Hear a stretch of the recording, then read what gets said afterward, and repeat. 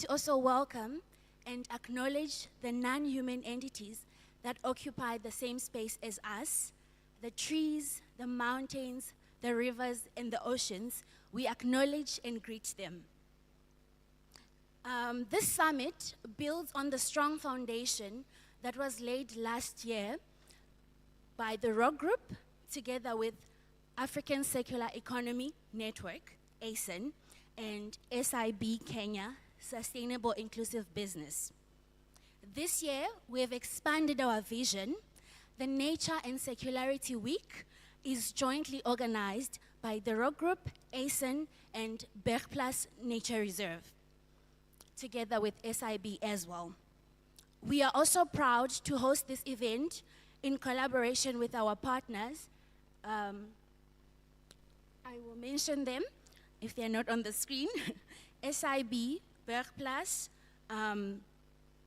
City of Atlantis, Minetum Press, Manab, Brew Kombucha, Driven by Nature, Circular Africa, Taking Care of Business, Nature Connect, The DNA Way, and the Wildlaw Institute. To each of our partners, we thank you for your unwavering commitment to reimagining a regenerative and secular future for South Africa and the world. My hope is that what begins today in dialogue does not end there, but that it ripples into action, policy, and practices that will ensure a harmonious living between humans and our planet. Yeah. All right.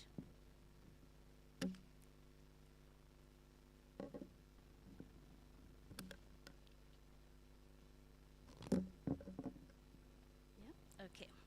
Our opening moment will be guided by Makadzi Mpatereni Makaurere, founder of Zomola Mupo, guardian of indigenous knowledge and community wisdom. Through her deep connection with the land and the ancestors, she reminds us of the sacred balance between people and nature and the need to listen before we act.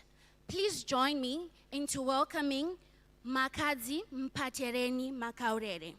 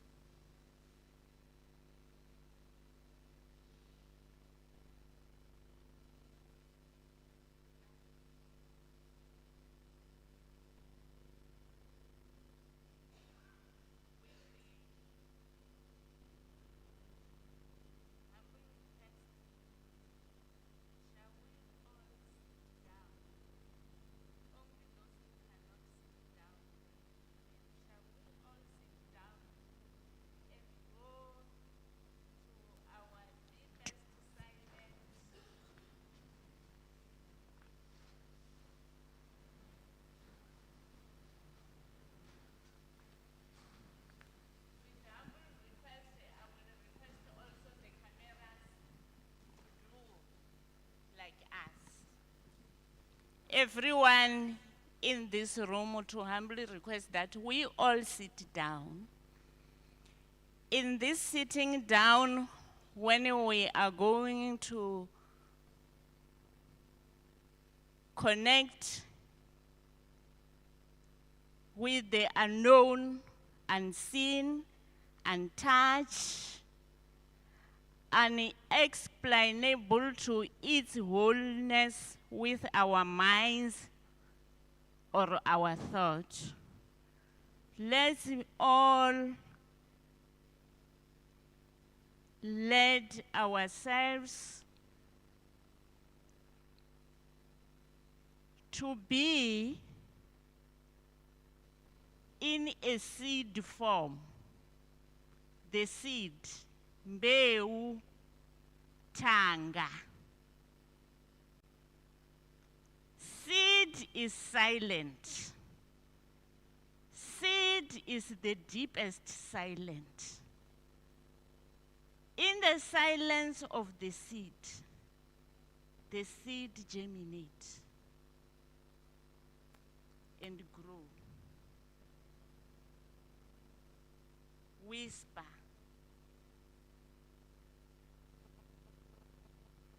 Speaks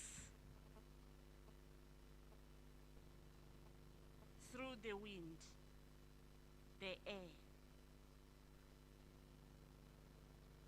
While we say our prayers, we reach the unknown, unseen. Let's be silent as seed.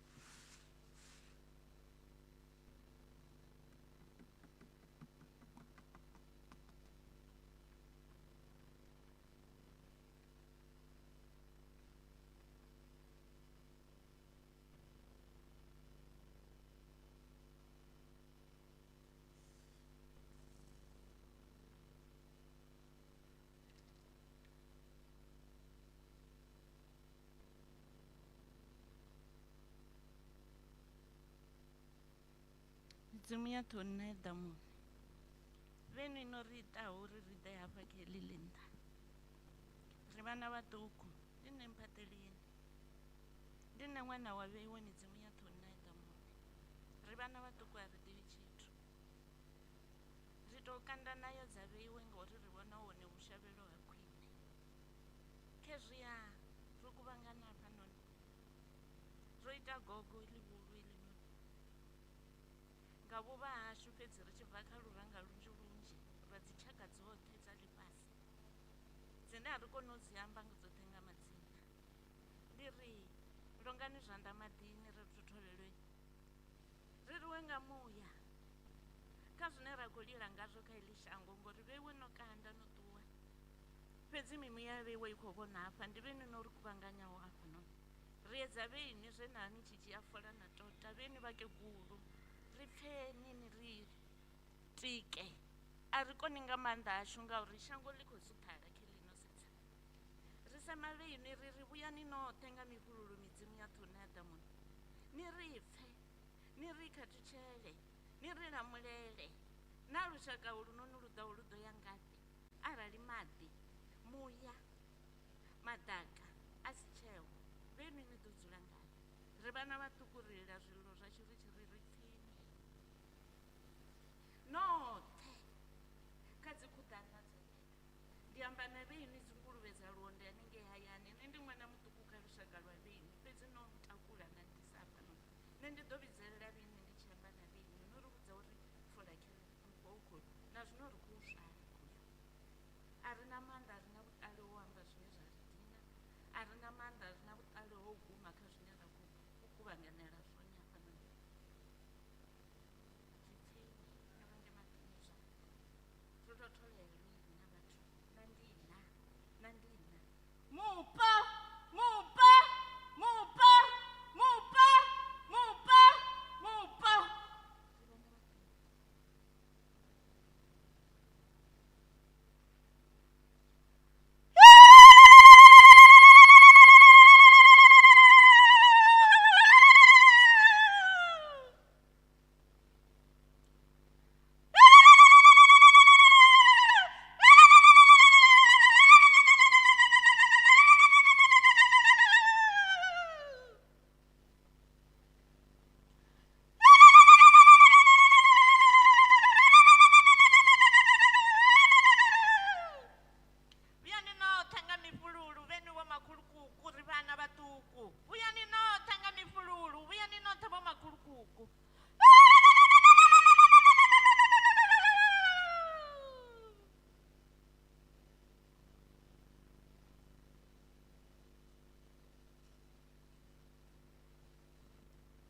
Rocket to put neter, Itama mena tem nud and secretary tep, and it retained partner to Rudinu Seru Keper Onk, and it rocket to put neter, Itama mena tem nu, Itam to Hutidun Meduneter, Itam secretary Onk head and Shekem, Itama Atun men Eben Onken ma at do Umeri, Itam Herkutidun Palketa pepper set, Itam Herudin Ujate kut, Itam Heterudin netem den Demi Mary Uhetep, Itam sebet and sepi and onkel ma'at, itam oset and sa and onk, itam geb dun user, and it rak put the put neter, and it return ship su dun cha es, dun cha es, dun cha es.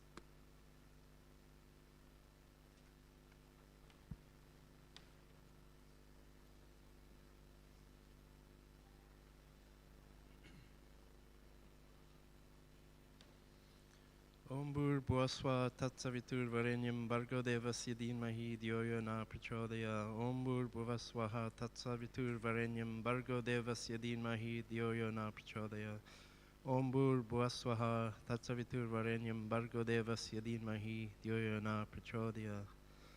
We humbly bow before the great spirits and we present ourselves today collectively as human beings and more than human beings, as our cosmic selves, as we fully express who we are. And today, we leave behind the personalities we've created and who we think we are, to truly be in the presence of who we truly are, as we enter this time of great transformation, where each one of us carry divine gifts of offerings, and today we each bring those offerings.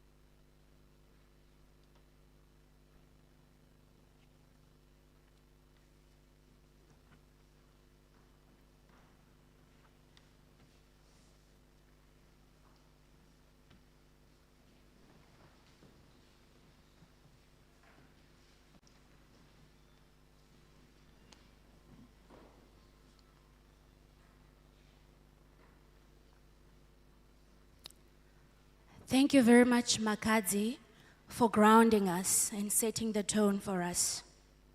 Thank you.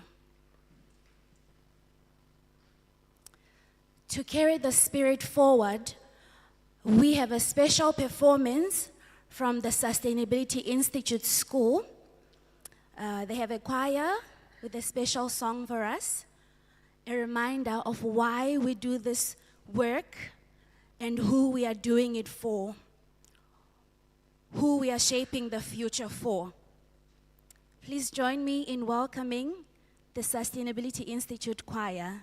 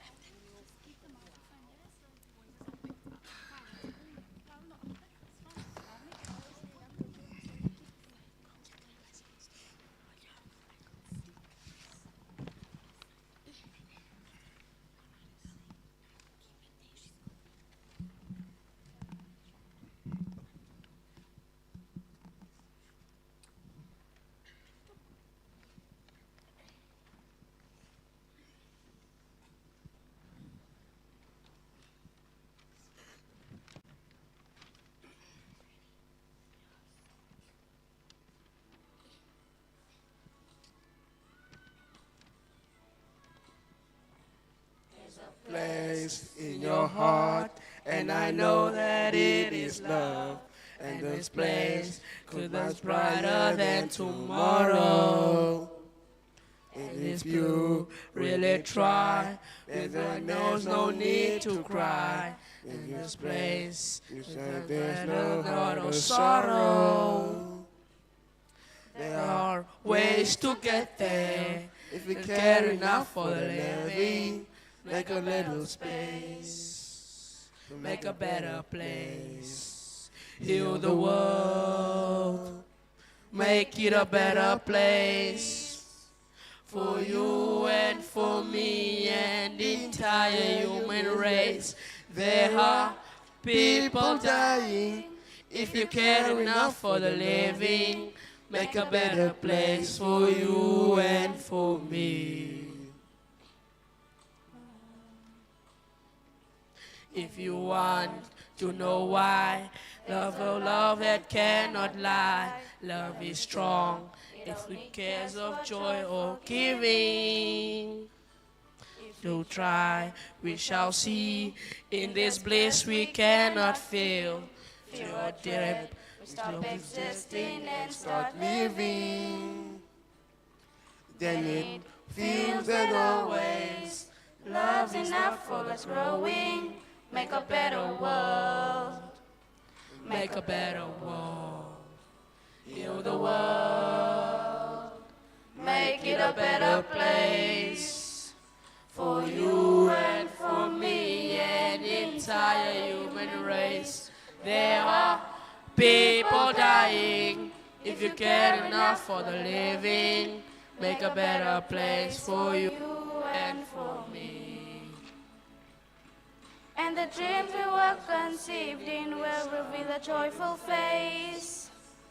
And the world we once believed in will shine again in grace. Then why do we keep strangling life when this earth crucifies its soul? Though it's plain to see this world is heavenly, be God's glow. We could fly so high, let our spirits never die.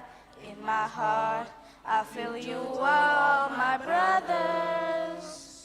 create a world with no fear. Together we'll cry happy tears. See the nations turn swords into plowshares. We could really get there if you cared enough for the living. Make a little space to make a better place. Heal the world, make it a better place for you and for me and the entire human race. There are people dying. If you care enough for the living, make a better place for you and for me. Heal the world, make it a better place for you and for me and the entire human race. There are people dying. If you cared enough for the living, make a better place for you and for me. Heal the world, make it a better place for you and for me and the entire human race. There are people dying. If you care enough for the living, make a better place for you and for me. There are people dying. If you care enough for the living, make a better place for you and for me. There are people dying. If you care enough for the living, make a better place for you and for me. For you and for me. For you and for me. For you and for me. For you and for me.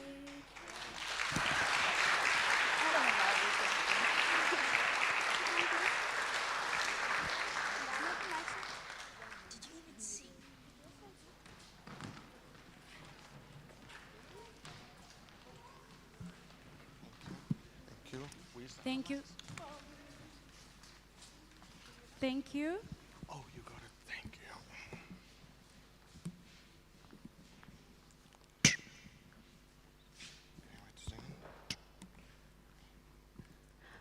Thank you very much to the Sustainability Institute Choir. We are indeed working on it, on making it a better place for everybody.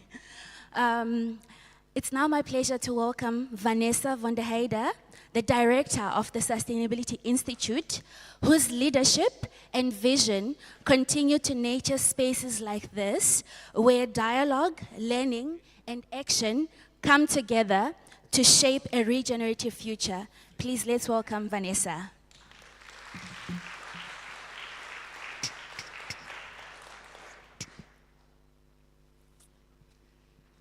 Good morning and welcome to the Sustainability Institute on behalf of myself, Vanessa, as well as the entire team here at the SI. It's really lovely to have you all here. It's a joy to see this gathering of thinkers, doers, and dreamers here in Lyndoch, a place that has been our home for more than 2 decades, and that continues to evolve as a living experiment in what it means to live, learn, and work regeneratively. We are deeply honored to host this Nature and Circularity Week, not as the organizers of the event, but as the soil in which conversations like these can take root. Our work at the Sustainability Institute and our purpose as Africa's Imaginarium for social and ecological change resonates strongly with the questions that are being asked here this week. How can we learn from nature's intelligence? How can circular systems model not just efficiency, but renewal? How do we move from extraction to regeneration, from fear to imagination, and from scarcity to abundance? At the SI, we hold a simple but radical belief. Imagination is a catalyst for change. We exist to activate collective imagination to accelerate shifts towards just and regenerative futures. We believe that before we can build new systems, we have to be able to imagine them. and that imagination is not a luxury or a privilege. It is a discipline, a practice, and a muscle that we strengthen together. Our vision is of a world where imagination leads us beyond scarcity and fear into a joyful, just, and abundant future for all. That vision lives in everything we do, from early childhood classrooms to youth mentorship, from our campus food systems to our postgraduate learning programs. You'll notice as you walk around our campus that it isn't designed only for beauty and function. It's a pedagogy made visible, an ecosystem of learning. The buildings, gardens, and pathways are all part of what we call the Imaginarium, our living place-based learning environment that invites experimentation, curiosity, and play. The Imaginarium isn't a lab or an incubator. It is a playground for rehearsing new ways of living, working, and relating. A tangible space where imagination becomes embodied. Alongside this sits learning at the SI, our intergenerational learning continuum from a Montessori children's house to youth hubs and adult fellowships. It's how we cultivate agency, creativity, purpose, hope, and ukama, the Shona word for relational interconnectedness. These attributes we've found are the antidote to despair. They are what make people capable of imagining again. And then there's the Knowing Collective, a networked commons that amplifies the kind of thinking the world needs most. Regenerative, life-affirming, relational knowing. It's where new ideas and collaborations take root, like the Living Soils Project, the local Wild Food Hub, or the Diploma in Sustainable Development that we run in partnership with Stellenbosch University. Together, these three programs form an ecology of the SI, a place where thinking and doing, imagination and rigor converge. In a world that often feels heavy with crisis, we intentionally choose to center joy, creativity, and curiosity, because joy itself can be an act of resistance. Every act of imagination, every conversation about possibility is a small rehearsal of the world that we long for. So as you move through the sessions this week, I hope this place invites you to slow down, to notice, to connect, not just intellectually, but sensorially and relationally. Touch the soil, feel the wind, listen to the birdsong that opens each day here. Let the place itself remind you that nature doesn't do waste. It transforms. It doesn't do endings. It composts them into beginnings. That's what we try to do here. Cultivate a culture where imagination regenerates what is possible. Thank you for being here, for bringing your curiosity and care to this work. May your time on this campus be grounding, inspiring, and I hope gently transformative. Welcome to the Sustainability Institute and welcome to the Imaginarium.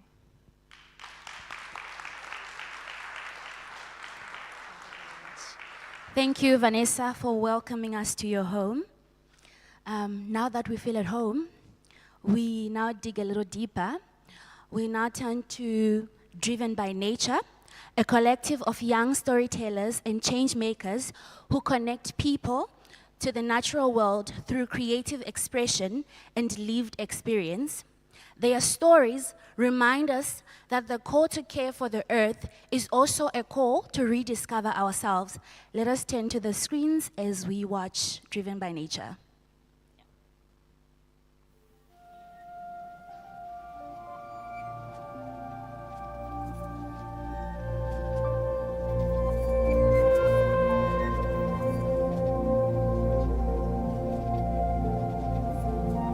Platbos is between Gansbaai, the fishing village, and Baartskillersbos, a small village.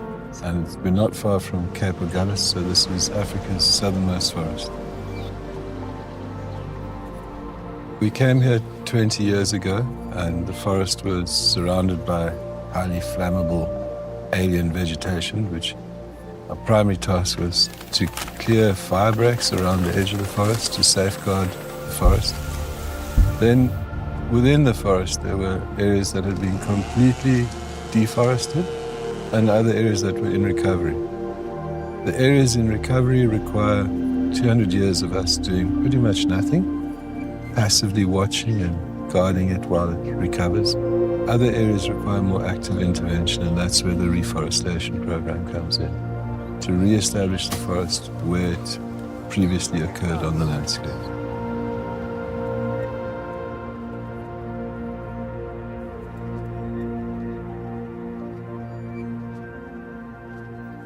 The wildlife habitat is drastically improved through the reforestation because old growth is one habitat, but reforestation sites are dense and thickety. So small mammals can hide from big mammals, but that attracts big mammals because they're small mammals hiding. And so the cascade of life is enhanced by our program. Biodiversity has increased. The best way for people to interact with what we're doing is to support the reforestation program. We're planting over 20,000 trees a year at the moment, and we aim to increase our capacity to 30,000 trees a year by 2026.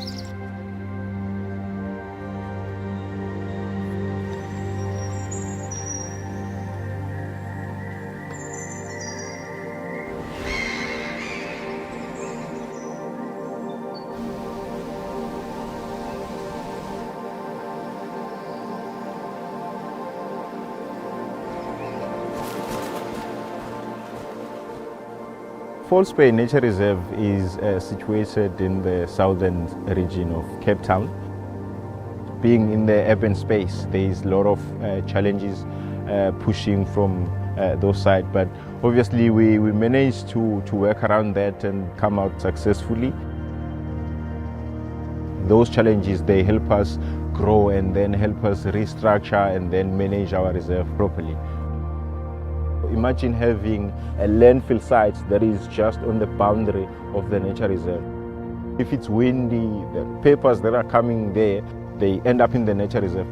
But we have a good partnership with our sister department. We work together to do litter cleanup programs to face the challenges that we kind of like encounter in the nature reserve.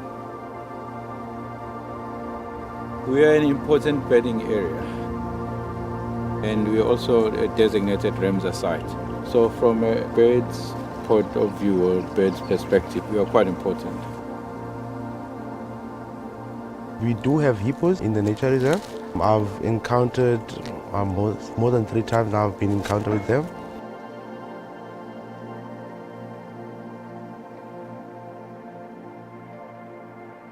The hippos are breeding in the nature reserve. Walking around the nature reserve, seeing the hippo footprints, you can tell, okay, this one is a smaller one and this with the bigger one. So that's how sometimes you can tell, okay, maybe this was a female with a calf.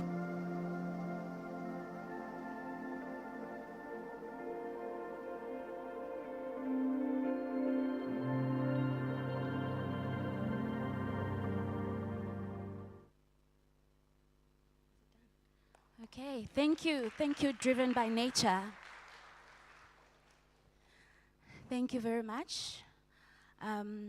As we move from story into stewardship, we now move into a space of deeper reflection, exploring the human relationship with nature with insights from Wayne Maspero, Ian Reid, and Alistair Sylvester of the Bergplas's Spirit of the Wild program. We are invited to reconnect with the living world through a journey of awareness, belonging, and transformation. Their work bridges inner and outer ecology, cultivating leaders who act from a place of respect for all life. Let's welcome Spirit of the Wild.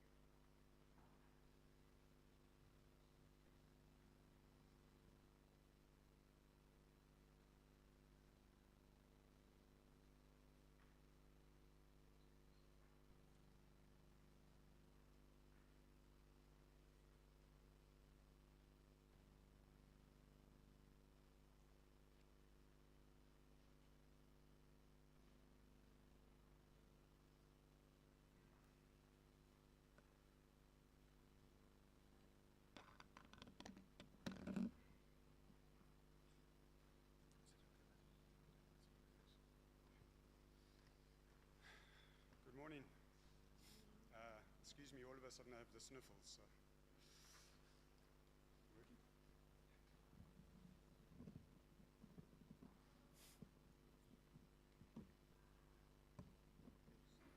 Yeah, thanks.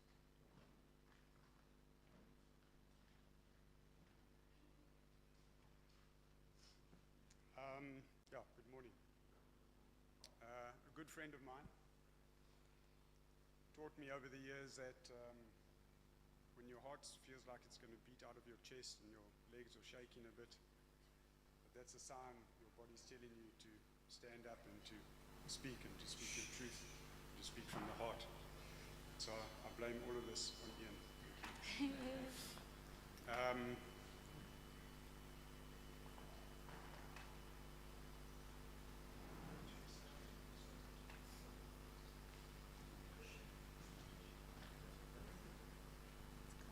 Sorry, how do I get the picture on the big screen? Thanks. So Ian, myself and Alistair going to speak on Backblast Nature Reserve and the work that we do there. An initiative by Princess Arena. 25 years ago, 26 years ago, she started that. It's a privately proclaimed area, privately protected area in the Eastern Cape in the Sneeuwberg Mountains. A beautiful, beautiful landscape and a place that I've been lucky enough to call home, live and work there for a good number of years. But what I really want to focus on this morning is something deeper. And I'd like you all just to take a minute to read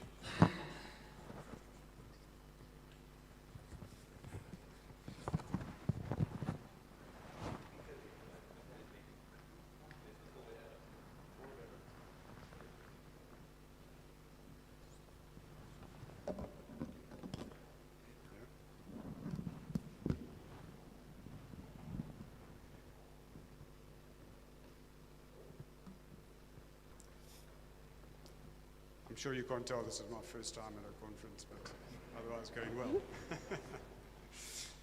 I'd like you all please to read that quote that's up on the screen. Unfortunately, I couldn't find who wrote that, but I'd like you to read it and then read it a second time as well, please.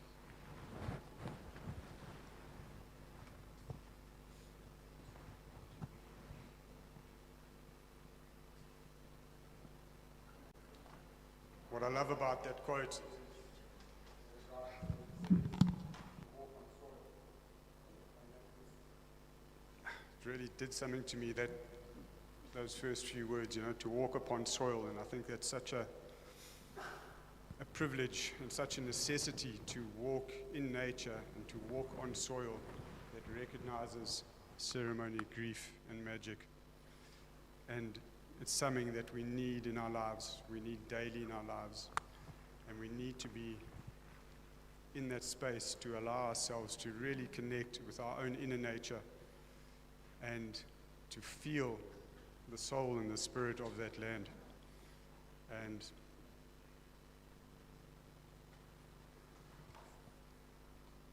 there's a picture of Bergplaats, and that's this landscape has shaped my soul over the last years, and you can see the emotion, and I'm fine with that because that's what it means to me, and that's the emotion that it creates in me. It's a powerful, powerful place, and as I said, a place that I'm so lucky to have, or to call home. And when we're on those paths, and when we're walking those paths with a group or by myself or with friends, something happens. There's something. It's a feeling. It's an emotion. But something changes within us, and you can try and resist it for the first couple of days. But come day 3 or day 4, you walk out of there a different person. And it's impossible to be the same person when you walk out of there because of the power of that landscape and because of the way that we enter that landscape.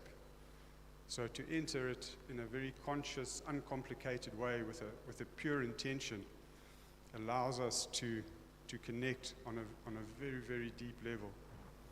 Ian talks about moving out of the head and into the heart space, and that's what it really is about. It's about feeling and about leaving the masks and the ego and everything else behind. Ian will talk more on that. But it's a place that allows me to be the truest, purest version of myself. To really feel at home. I really feel at home when I walk those paths, you know. And above that, to like a sense of excitement to be walking the paths where these animals have been walking, you know, to walk a path and there's zebra tracks on the path. It just gives me such a sense of appreciation and sacredness. And so when we do our Spirit of the Wild program and people come there to experience this, you can see how it impacts on them. And actually our job as facilitators is relatively easy.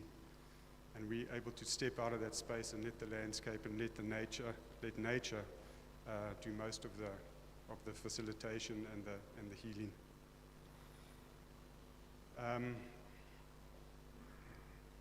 Part of what we do as well is we mentor nature conservation students from Nelson Mandela University, and they come and do a year's internship with us. And these are the students that are with us at the moment, Sino and Andile, and they'll complete their internship with us at the end of this year. The story I wanted to relate with regards to the students is that a number of years ago, we had a student, and I'll just call him Matthew. Matthew was with us, and he was towards the end of the year. So in a month's time, he would have qualified and been able to go out and look for employment with Sandparks or Cape Nature or whoever. And we had a flat tire on one of the vehicles, and I asked Matthew to please change that tire for us, you know. And I came back, and an hour later, and couldn't find Matthew, and the tire on the bucky was still flat. Nothing had happened. So I got a bit angry, and I went to go find him, and what's happening, you know? Why haven't you changed the tire?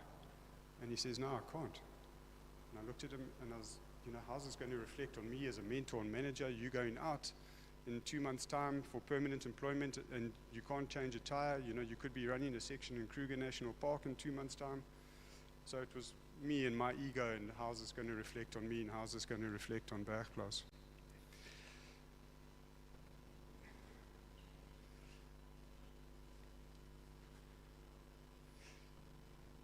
And he looked at me and he said, I've never had to change a tire. Nobody in my family has ever owned a car, and I've never owned a car. I've never had that need. And it was such a light bulb moment for me. And I realized it's not about a lack of skills, but it's a lack of opportunity. And if we can create that opportunity to develop those skills, then we can regenerate and we can look after nature and be part of nature. But deeper than that, we need to create these opportunities to enter nature and to spend time in nature in a sacred way, the way that we should be spending time in nature, not consuming, but living with and being part of. So thank you. I'm going to finish there. Thank you.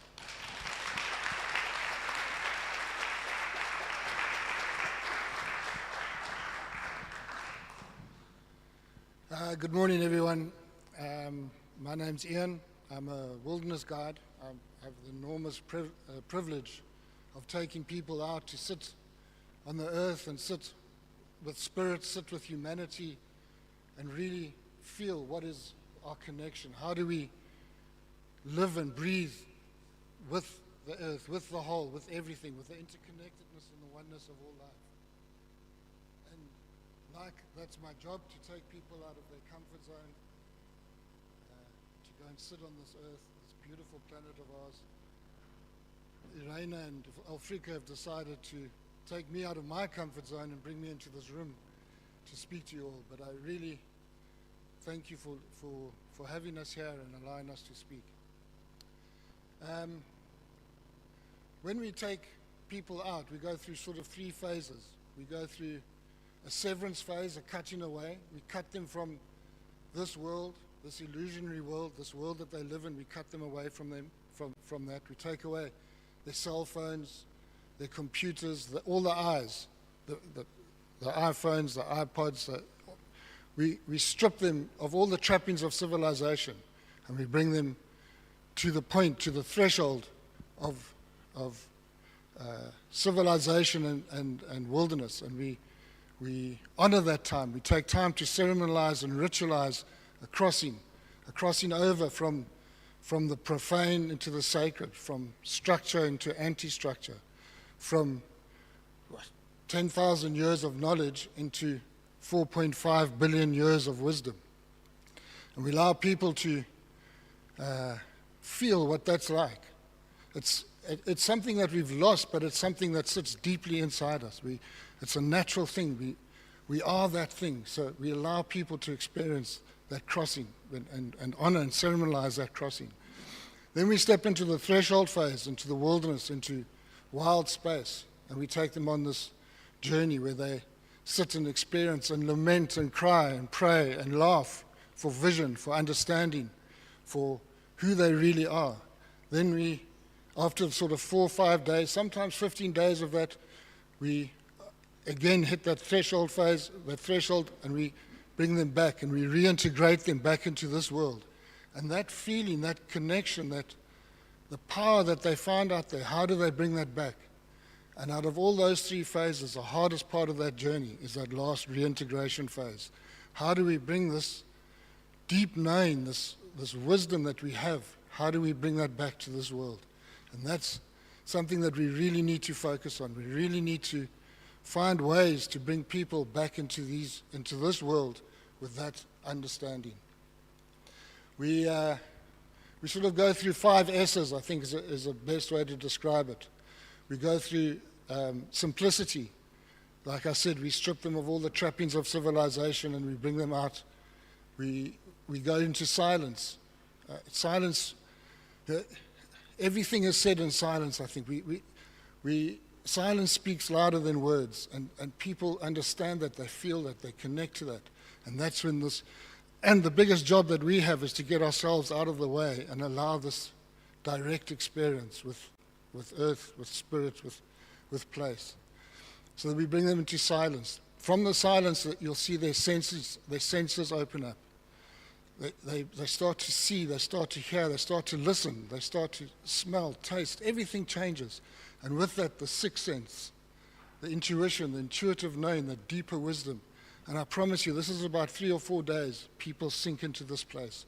They sink into this place of absolute knowing. And it's unbelievable.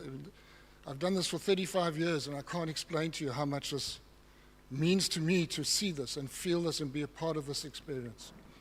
So their senses open. Then we go into sharing, and I give people the opportunity to share what they really feel, to express, to let us, to tell the world through us to tell the world how they feel. And then into service, how do we bring this thing back? How do we bring the power of this experience and bring it back and live it and be it here in this world, in this world that we've created here. Yeah, and that's about it, folks. I mean, it's pretty basic, but I really believe that we consciously, the purpose of humanity, people sort of start to see this, that the purpose of humanity is to consciously foster this reality, this intelligence of the cosmos or God, or however you choose to define that. And through the power of love, through the power of the unity of the mind, we create this new oneness, this new interconnectedness. And I promise you, I see this, I believe in this, and that's why I'm quite happy to stand here in this room today, because I really, really believe in this, and the power of this experience. So thank you very much. Alistair, he's done hundreds of Spirits of the Wilds with us. He's been out there, he's brought community with us, for us. We'd love him to speak a bit about his experience of Spirit of the Wild and community.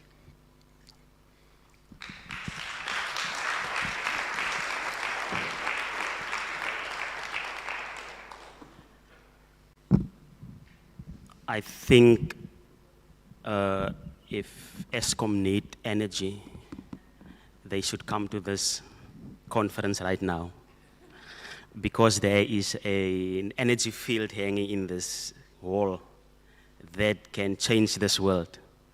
Yeah, with that said, allow me to observe and appreciate the protocol of the day. Princess Irina and her daughter, you are acknowledged. Every business owner, every organizational leader, every director, and most especially, I think, every conservationist sitting here. You are acknowledged. And in my line of duty, when I have a cap on, I would then go into and then salute you. So I salute you without a cap, with no disrespect. You are acknowledged. I think I'm here today to share with you the impact of Bergplaats and the spirit of the wild. But I think it's also important, Wayne, that I explain to the people how I got involved with the spirit of the wild. I started to work for the South African National Park back in 2012, here at the Table Mountain National Park, where I worked for 7 years. 2 years prior to the 2012, in 2010, I got invited to Bergplaats to partake into the Spirit of the Wild program. And I think 2010, and it was just before the Soccer World Cup, if you would remember, and I would want to believe that a mustard seed, and I'm saying mustard seed because I'm referring to the size of a mustard seed, was planted in me at Bergplaats within the Spirit of the Wild, not knowing it would grow to this level. And I really would like to acknowledge and thank the princess for buying the land. Thank you for introducing the Spirit of the Wild to Bergplaats, and thank you to Wayne and Cindy and Ian for inviting me to partake and be involved in the Spirit of the Wild. I know exactly where does Wayne's emotions come from. And I've spoken about in my icebreaker, a little bit of icebreaker about an energy field. Now, I've said to someone the other day, there is absolutely no way that you can go and do the Spirit of the Wild program at Bergplaats and come back the same person as you were. 2010, as a young man, I think at the age of 25, I did not know. I've seen nature, I've seen the living resources, I've seen animals, I've seen rocks and structures, I've seen river flows, just as, and I put it in brackets, as an object. It's just there, it's just nature. Not knowing the impact and the benefits this very landscape has for each and every one of us. And Bergplaats has become a second home to me. My hometown is Graaff-Reinet, which is just, I think, 80 or 85 kilometers from Bergplaats. And I moved back home in 2018. And I think it was the shift of God and the universe to take me from Cape Town back home, to be closer to Bergplaats, closer to the Spirit of the Wild, and do the work that is much needed from each and every one of us. I then went to Bergplaats numerous times. I did the Spirit of the Wild program. I think about 12 programs I've done with Wayne, with Cindy, with Matt, with Ian. And the impact it had on my life, or in my life, is on a way another level. A level higher than Table Mountain. A level which I cannot explain to you. That is why I said to Wayne the other day, I have this journal in my hand, trying to write down what the Spirit of the Wild means to me, but it's so difficult to write it down. Because I can never explain to people the Spirit of the Wild program or Bergplaats, because it is something that you need to experience yourself. And I've seen it change people's lives literally in front of me. Because Wayne, I got always so excited when Wayne sent me an email or a phone call or a message and say, listen, Alistair, I've got a couple of openings. Do you think there's some community members who would be interested to join into the program and who we can shift the mindset of looking at nature or looking at the landscape? And there's always been people wanting to go to the spirit of the wild. My own colleagues, some of them, I've managed to send our HCM team at Sandparks, and the feedback that you get is out of this world. You just need to plant that small mustard seed into someone to see the change and to change their behavior. There is a very special place in Bergplaats who, whenever I go there, I make sure I visit that place. Because the energy field within that space in Bergplaats brings tears to my eyes. It's a very, very special moment when you walk on that soil. You take off your shoes, you take off your socks, and you enter the space, and you just appreciate everything around you. And I think the location of Bergplaats is so on point.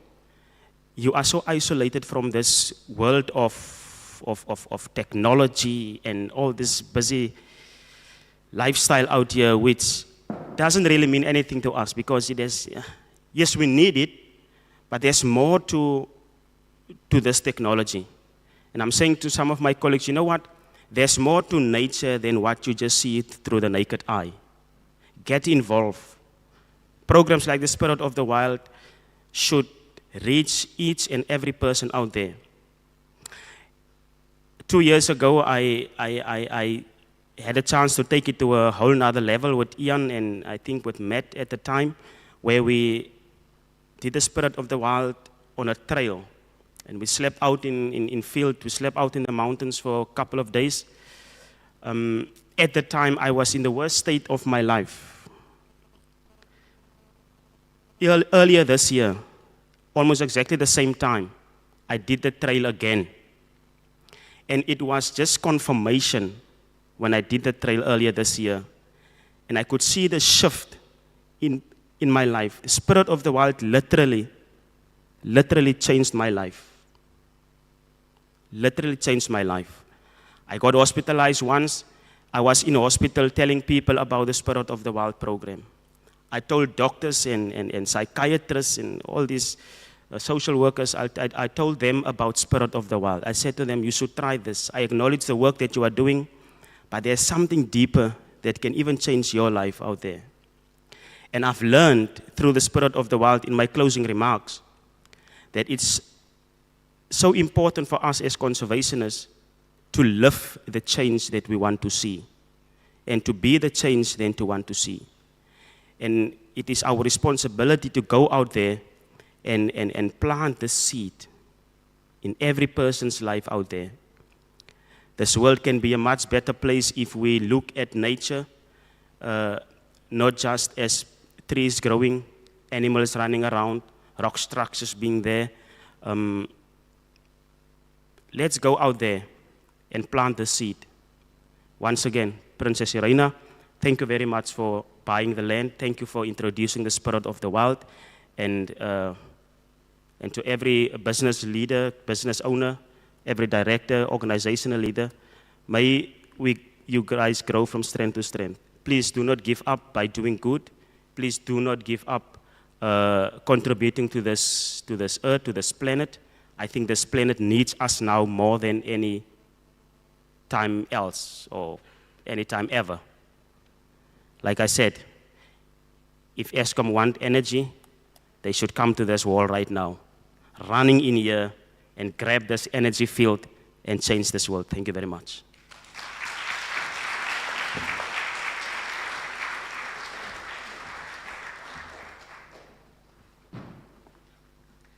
Thank you very much. Thank you, Wayne, Ian, and Alistair. for sharing what you are doing at Bergplas, the impact you are having, and how you are changing the world one life at a time. Okay. Now we prepare to open the lens a little wider from personal relationship to planetary law and from inner balance to systemic change. We are moving on to the first plenary session of today. The theme is the rights of nature, rethinking our place in the world. In this session, we explore how legal frameworks, philosophy, and activism are converging to reimagine humanity's place within the Earth's living systems. Our speakers are pioneers in law, governance, and Earth rights, each helping to reshape the way we relate to the planet, not as owners, but as kin. I'd like to invite our 4 speakers to the stage to just sit, and then I will introduce each and every one of you. So, Cormac and Pooven. Shall we just clap for them as they come to the stage?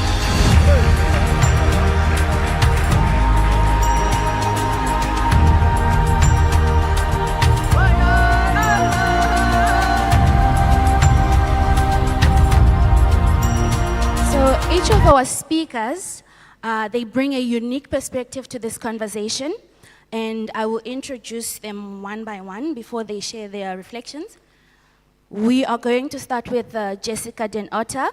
She is a UN expert and author who has been instrumental in bringing the rights of nature into international policy and practice. She will share how countries around the world, including her home, the Netherlands, are legally recognizing nature as a living being with rights of its own. Please, let's welcome Jessica.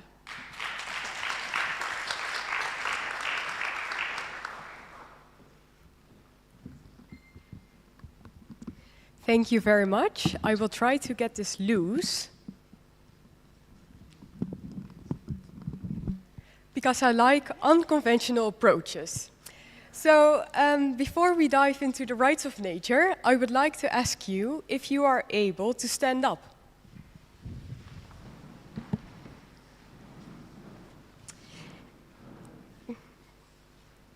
And just shake off the morning.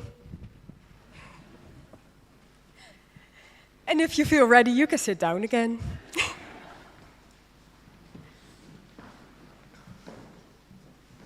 I thought to myself this morning, we're going to speak about the rights of nature, and I almost felt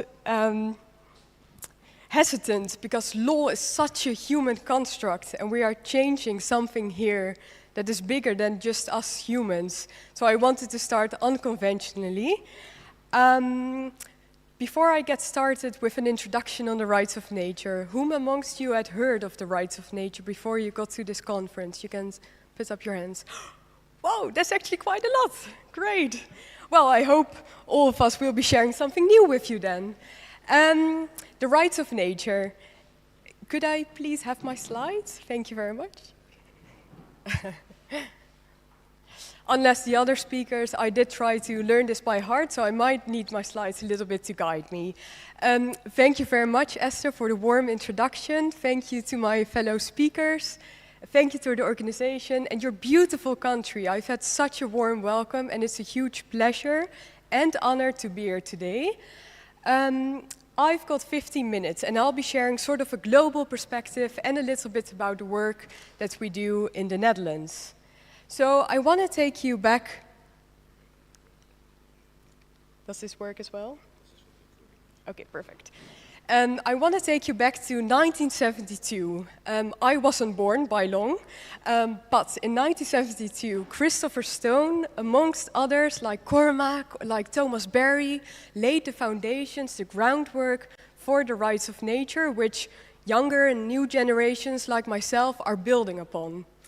And I could, well, I'm trained as a lawyer, so I could speak about sort of the legal background of the rights of nature for hours. I won't be boring you with all of that, but what I do want to share is that Christopher Stone asked a fundamental question. If companies can have rights, why couldn't trees, rivers, forests have rights as well? why do we approach the law just from a human perspective? And if we assign guardians for example, minor children, or representatives for companies to speak on their behalf, why can't we assign guardians for the rest of nature, for trees, for rivers, for forests, that don't have a voice in our legal systems? When Christopher Stone, a university professor, first published his article on Should Trees Have Standing in 1972, he was sort of laughed at.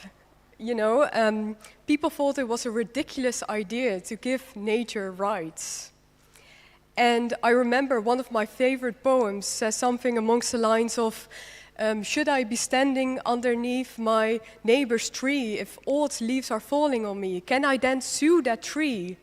You know, his proposal was met with ridicule, but Christopher Stone anticipated this. He said, each and every time a new group gets rights, it's seen as odd, laughable, or frightable, because we can't imagine that new group to have rights. But it was the same story that happened with the women's rights movement, with the fact that rights at first were just designed for an elite group in society. Men who paid a certain amount of tax would get the right to vote. And over the years, as norms and values shifted, we now find it, you know, it's normal for us to look at each other and say, every one of us has got the right to live. But why don't we recognize that for those century-old trees, for the rivers that sustain us, for the land, the soil that we move on? This is basically, oh my God, I tried to explain to you the rights of nature in like a couple minutes, but this is the basic idea that the rights of nature entails. When Christopher Stone first published this article, I told you he was met with ridicule. But now, in 2025, that changes here. Countries around the world have recognized the rights of nature, the rights of Pachamama, Mother Earth in Ecuador, the legal personhood of a river, a mountain, an ancient forest in New Zealand. A heavily polluted lagoon in Spain has become a legal person. When I joined the UN in 2019, they recognized Earth jurisprudence, of which Cormac laid the groundwork, to be the fastest growing legal movement of the 21st century. And I looked up the latest numbers for you. Currently, there's about 493 initiatives around the world advocating for the rights of nature. And there's about 37 countries that have recognized it in laws and policies. And the Eco-Jurisprudence Monitor is an online tool which you can access if you're interested in learning more about these initiatives worldwide. I've already told you, but I think it's incredible to be working on this fastest growing legal movement of the 21st century. We're getting calls, you know, I think almost each week with new initiatives arising around the world. And what has struck me most about the rights of nature movement is actually proven by science as well. So this is a screenshot of a scientific assessment done in 2024 by Earth for All, by Ipsos. And they interviewed 17 G20 countries around the world, and over 60% of the 22,000 participants responded positively to the rights of nature and actually said that they would like to have the rights of nature in their countries. And I think, you know, I'm coming from a legal perspective, but I am so much energized by these people around the world, indigenous peoples, local citizens that are fed up with pollution, students, law students, standing up for the rights of nature. And this is why I wrote a book about it in Dutch that is being translated into English. It's coming out in January 2026. This is the first time I get to say so. And I try to interview all these people around the world. How are you working on the rights of nature and what impact has it made? And that is actually what makes this movement so great. When I sort of ended my book with a plea for the Netherlands, because we are stuck in this very Western mindset of looking at nature, regarding nature, treating nature as an object, as was mentioned before, I had the huge pleasure, I don't believe in coincidence, but I met Kielin, Jan Willem, Irene, and together we set up the Dutch Foundation for the Rights of Nature called Stichting Rechten van de Natuur. And together we thought, how can we bring sort of the global international movement of the rights of nature to the Netherlands? And we sort of built this long-term strategy that's based on the successful stories around the world.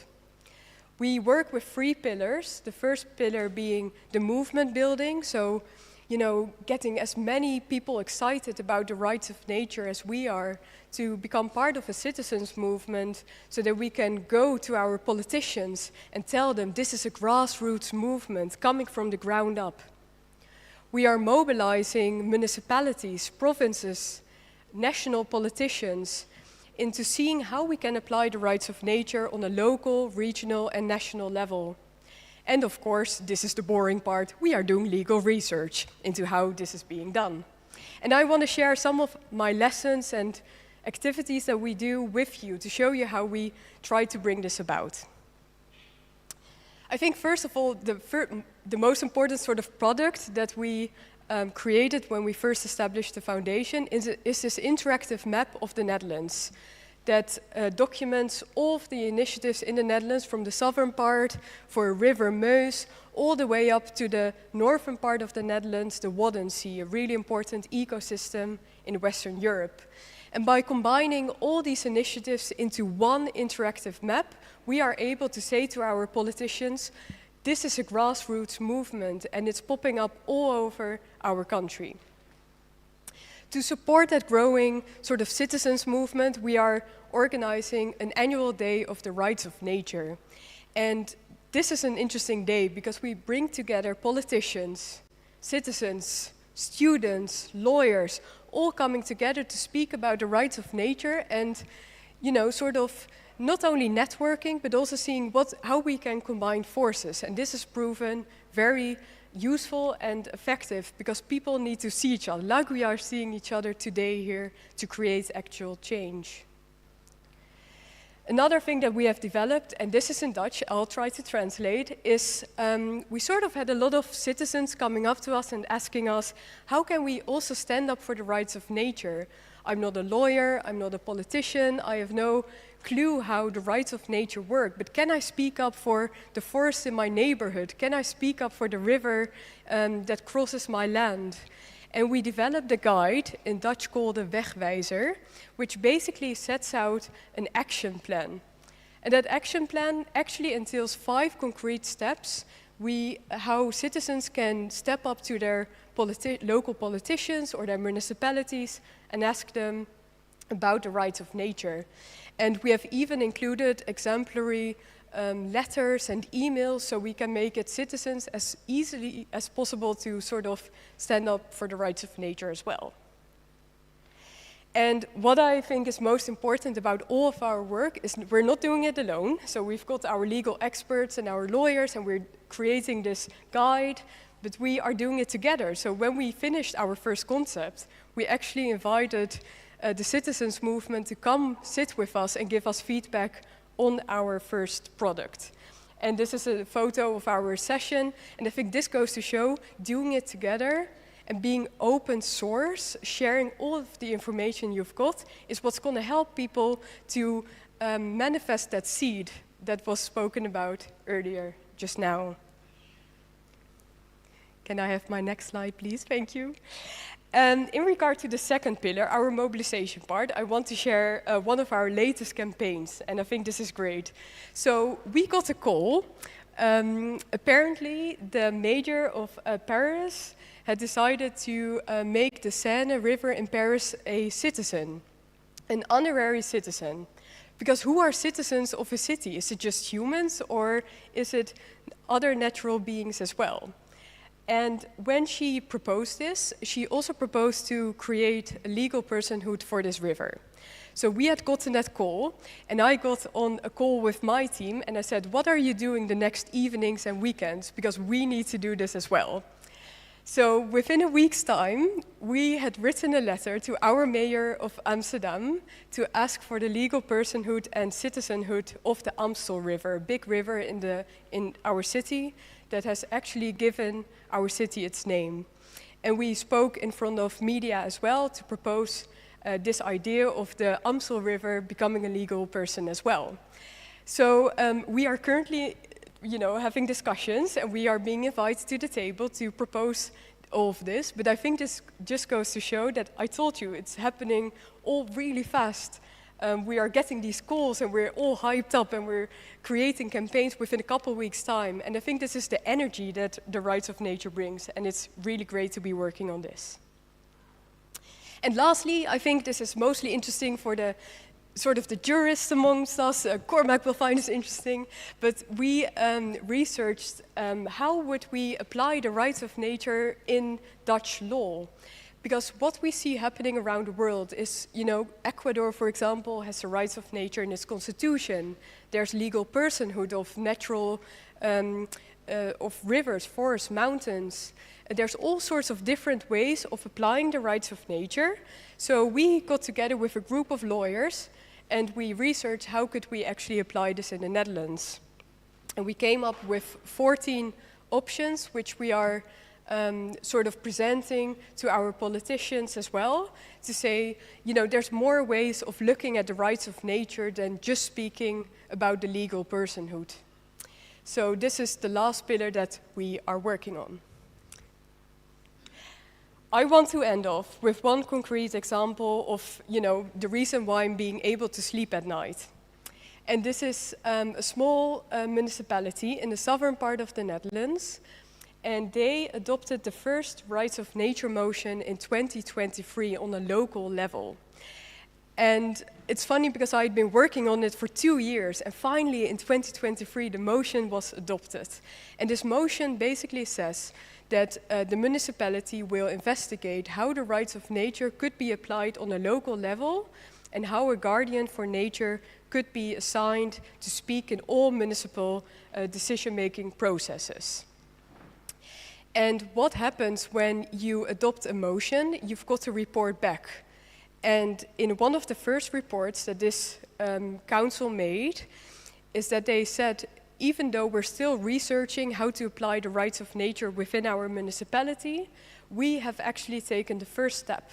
And that is, in each and every decision that we take, we create a paragraph on the impact of on nature.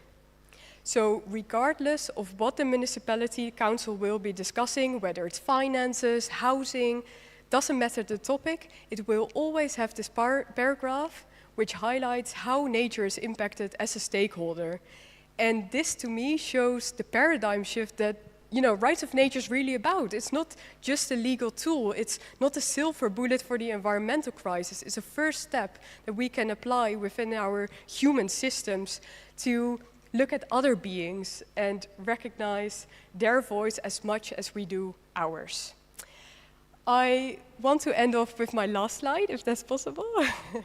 Thank you. I just wanted to say, people, please, if you feel, even if you're not a lawyer, a politician, you can contribute to the rights of nature. I would strongly recommend you to go to Bergplaats first and do the Spirit of the Wild program, because then you will get to experience rights of nature in its essence. But then, if you're South African, I would go to the Wild Law Institute and help with the Table Mountain Initiative or the Antarctic Rights, or join the Global Alliance for the Rights of Nature. And I know there's some Dutch people sitting here as well, so join Stichting Rechten van de Natuur. You're part of a bigger global movement, and you can make a difference as much as this great panel is doing. Thank you very much.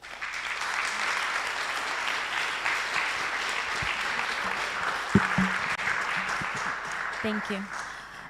Thank you, Jessica, for sharing how the rights of nature are taking root globally.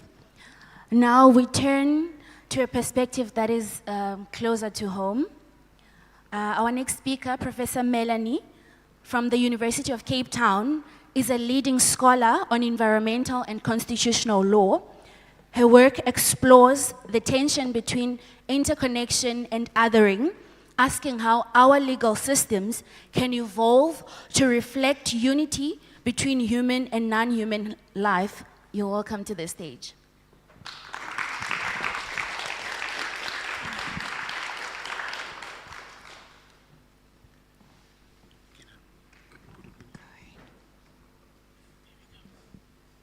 Thank you, and good morning, everyone. So I'm making this presentation with humility because I would not be able to make it unless I could benefit from the systems and structures built by colonizers. And as I sip coffee, brewing from beans from stolen lands of dispossessed people, writing in English, a language of the oppressor, and publishing in platforms that are not accessible to the dispossessed people and the nature that we are here to protect and to support. And I cannot dismantle all of this. I can, however, be conscious of it, and I can be an agent of change in my own sphere of influence. I can also call on others, such as those in this room, to think critically about the spaces and ways in which knowledge is made, shared, and reproduced. And on that note, I want to challenge the idea that Christopher Stone was laying groundwork for the question if trees should have standing. Or was he confronting the colonial nature of legal systems that have been constructed by hierarchies of power and whiteness that dominate and oppress people and lands and nature that have caused the problems we are struggling with today? And so if I could have the slides, then I can take you through some of this. While we wait for those slides, I can start just by highlighting that early colonial environmental law was aimed at conserving wildlife so that privileged classes could hunt and kill that wildlife and fish for recreational purposes. And so this early environmentalism constructed by colonial powers was about conservation of nature to secure the enjoyment of it for human exploitation. And this was particularly obvious in South Africa. It was a project of dispossession, oppression, and marginalization. And we still see Kruger National Park symbolic of that today. So the idea of property ownership, of putting up fences, of removing people, is all very much built into our environmental law of so-called conservation. And in this time, black people, as they often are today still, were thought by colonial hunters to be primitive because they hunted for sustenance rather than sport. And this is recorded in the archives of our country, one hunter describing hunting by a local person as a native butcher, making for himself a shooting stage close to some waterhole or game track, slipping through long grass like a snake, shooting anything that comes along regardless of age or sex. Now, this is a distortion of the indigenous knowledge and practice of the time, a gross distortion, and a way of developing law that completely obscures the inherent value of nature. And so we have to call out this history and its ongoing implementation and practice if we are going to advance rights for nature in meaningful ways. We have to acknowledge that the foundations for rights of nature are not white academics in lofty institutions. They are indigenous communities who have practiced and lived these rights for generations. And the reserve, the Dwese-Twebe Reserve in the Eastern Cape, is emblematic of this practice of fortress conservation that I spoke about a moment ago. It continues to be a place that's contested and where people are excluded and marginalized. It is typical of the historically dominant understanding of environmental issues in South Africa and many other places in the world from a narrow authoritarian conservation perspective, focused exclusively on the protection of threatened plants and animals behind fences, restricting the access to those who can afford to pay to enter, and refusing access to indigenous peoples who came from that soil and whose ancestors reside in that soil. And so what do we need to do? We need to clean house.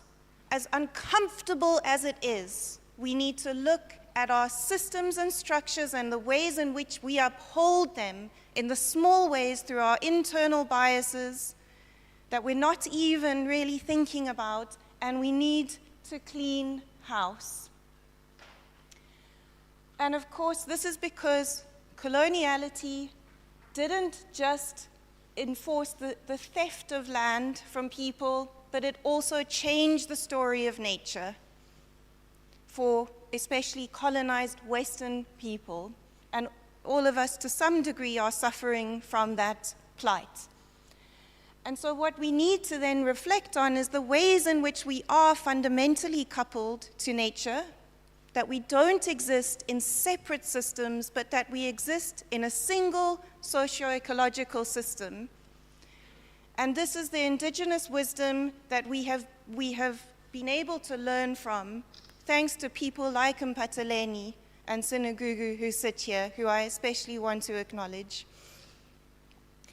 And resisting these hierarchies, dismantling these hierarchies must be a critical project of the rights of nature movement and any ambition at a circular economy.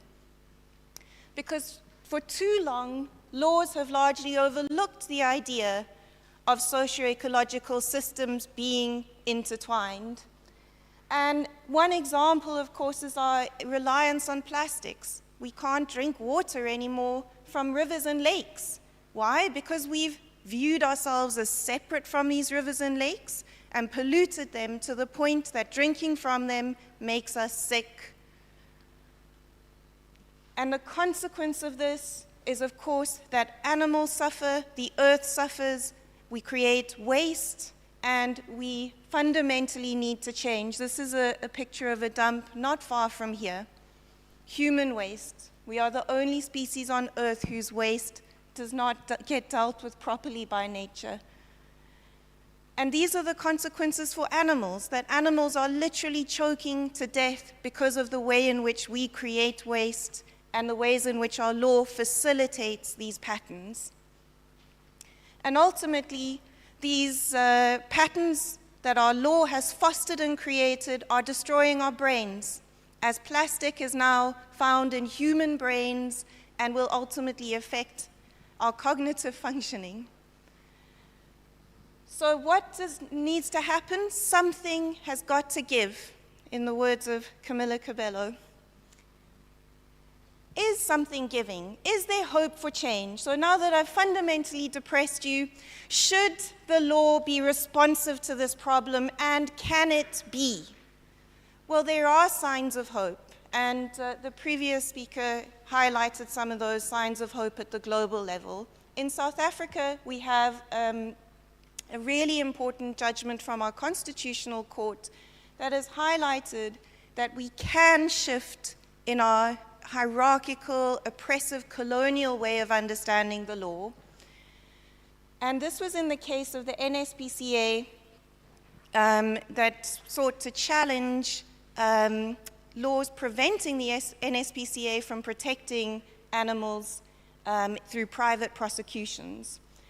So what the court said is that the rationale behind protecting, in this case, animal welfare, has shifted from merely safeguarding the interests and moral status of humans to placing intrinsic value on animals as individuals. Now, this might seem like not such a big deal, but this is our highest court in our country, saying that the law doesn't only value humans and place moral worth on humans, but respects the intrinsic moral worth of animals. So a return to indigenous knowledges that animals have intrinsic value should not be radical, but it is in a Western colonial legal system And as our system has the capacity to change, we see this judgment reinforcing or creating the space for that change. And then the court also said that showing respect and concern for individual animals reinforces broader environmental protection efforts. So we start to see the law, just a glimmer of hope of the law saying a socio-ecological systems approach to environmental protection, nature, is possible. Because when we respect the moral worth of individual animals, we reinforce broader environmental protection. So could this be expanded to nature more broadly as opposed to animals in particular? Well, possibly. Not yet in South Africa, but thankfully, legal systems that have really grounded themselves in indigenous knowledge, like in Ecuador, Colombia, and other parts of Latin America, are showing us that a decolonial approach to the law is possible. And our Constitution gives us an entry point for that as well. Our Constitution reminds us that the whole legal order of South Africa is grounded on the idea of social justice. Can there be social justice without a functioning and flourishing environment? No, there cannot be. A functioning and flourishing environment is a precondition for the social justice imperative of our Constitution. So all other rights depend on the flourishing and functioning of nature. And that is what a socio-ecological systems perspective grounded in indigenous knowledge helps us to understand. So if we want justice in the form of justice for nature, we must also advance justice for people. We must do so in ways that are mutually reinforcing and intertwined. And that involves recognizing all people and all of the Earth system as having inherent value. It involves giving all of those beings, the more than human life, the human life, a seat at the table in decision-making to advance equitable outcomes for nature and people. So if we want to solve the problem, we have to look at the root of the problem. We have to go beyond the question of should trees have standing, which starts from a colonial mindset of the legal system deciding who gets a seat at the table based on colonial ideas. And we have to go to the root and unpack those roots. And we have many different ways of understanding these justice issues. We can do so by decentering whiteness and listening to the voices of leaders around the world who tell us that when we are free, we must free someone else. Our job is to empower someone else. And we must remind ourselves again, stepping out of our comfort zones, that all of us are here because we respect rights of nature, we want rights of nature. But we only really want that if we think it applies to everyone and every being, human and more than human. So the story of today, and I've heard it come through multiple presentations, is that to advance rights of nature, we have to recognize intersectionality. We have to recognize the ways in which multiple systems are converging to oppress people and nature and have destroyed and excluded our relationships with nature. And if we do that, we can advance a rights of nature movement in South Africa, in South African law, by catching onto a few hooks in our law. First of all, the environment is broadly defined in the South African legal system. It's the places where people live, work, and play. It's not nature out there divorced from us. Second of all, we can draw on our environmental right in our Constitution that says everybody has a right to have the environment protected. Thirdly, we can draw on cultural rights, particularly where indigenous peoples have advanced rights for nature in various ways and are living and working and existing in a rights of nature paradigm without calling it that.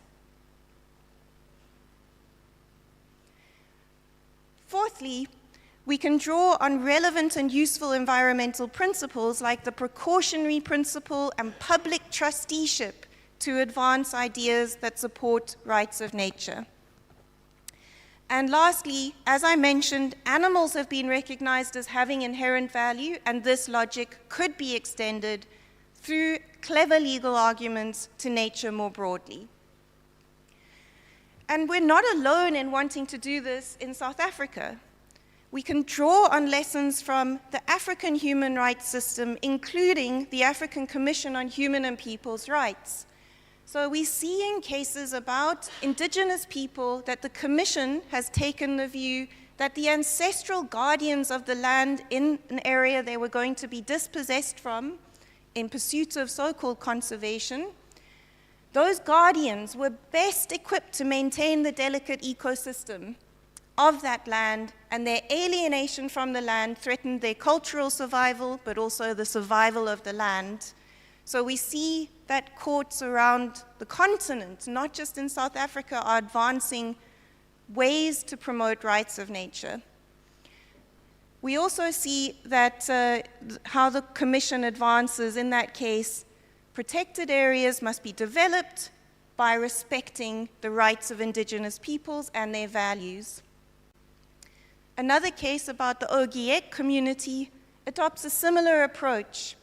Ogiek literally translates into caretaker of all plants and wild animals, and the African Court of Human and People's Rights in protecting their interests to land and their indigenous knowledge and practices through cultural rights and environmental rights reinforced that their survival is fundamentally coupled to the survival of the forest and vice versa. And so where to? Well, first of all, I want to encourage everyone to adopt and advance a decolonial lens, so to really be uncomfortable in that space. This means resisting othering of all forms and the artificial hierarchies that facilitate domination and oppression, like racism, sexism, etc. Recognizing that our humanness is bound up in the flourishing of the more than human world. Embracing complexity and discomfort rather than blunt problem solving. And finally, using human rights and social justice to advance interspecies justice, recognizing how the legal system fails to adopt a socio-ecological system and trying to shift using the hooks that are available to us in the legal system. And we can draw on the human rights system that's developing in Africa around protection of indigenous knowledges and peoples to do that. Will it be easy? No. But will it be worth it? I think we're all here because we fundamentally believe that. So thank you very much.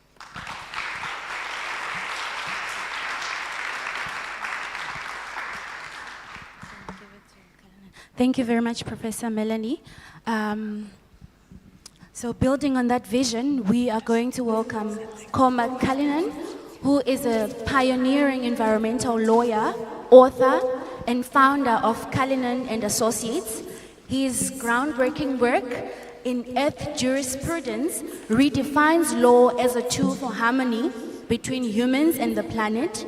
Today, he's going to share the story of Table Mountain as a living being and insights from the Antarctic Rights Initiative, expanding how we think about justice for nature.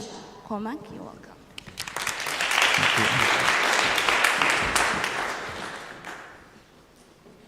Could I have the slides up?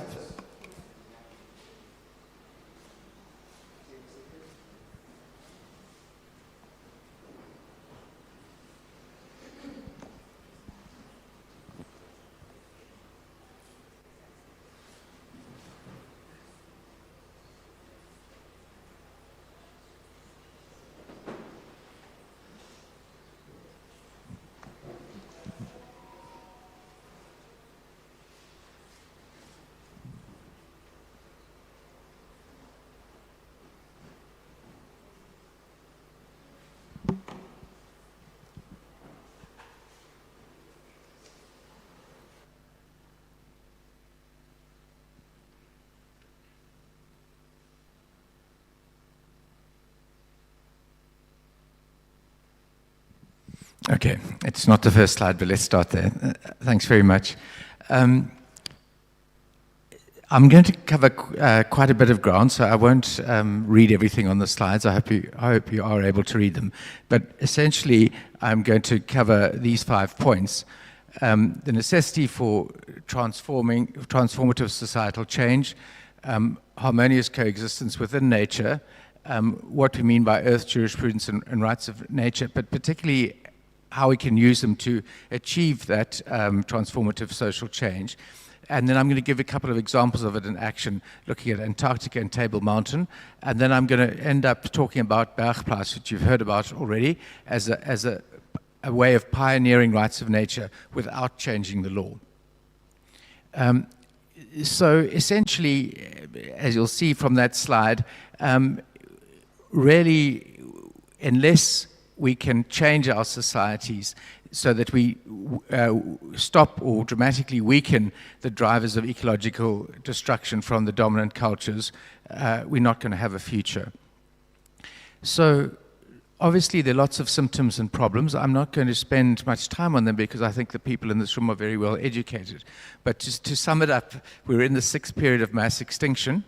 And that and climate change, I think, are not actually the problems. They are symptoms of deeper problems in society. Oops. Sorry. We also have anthropocentric misconceptions that we are separate from,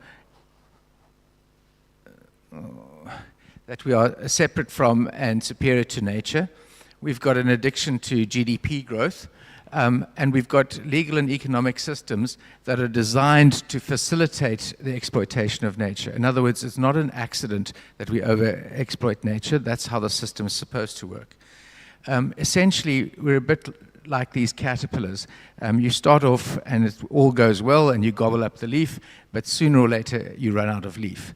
And there's no future for those caterpillars unless they make a fundamental transformation, which is what nature does. So what we've got to do is make the kind of radical, thoroughgoing transformation that occurs when you have a metamorphosis from a caterpillar into a moth or a butterfly. It's that significant and that thoroughgoing.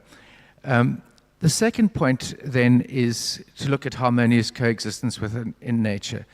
So I think this is what we have to do. If we are one life form among many, and if we are going to retain our place within this most magnificent community of life that we've been able to find in the entire universe, then we need to live by the rules of that community.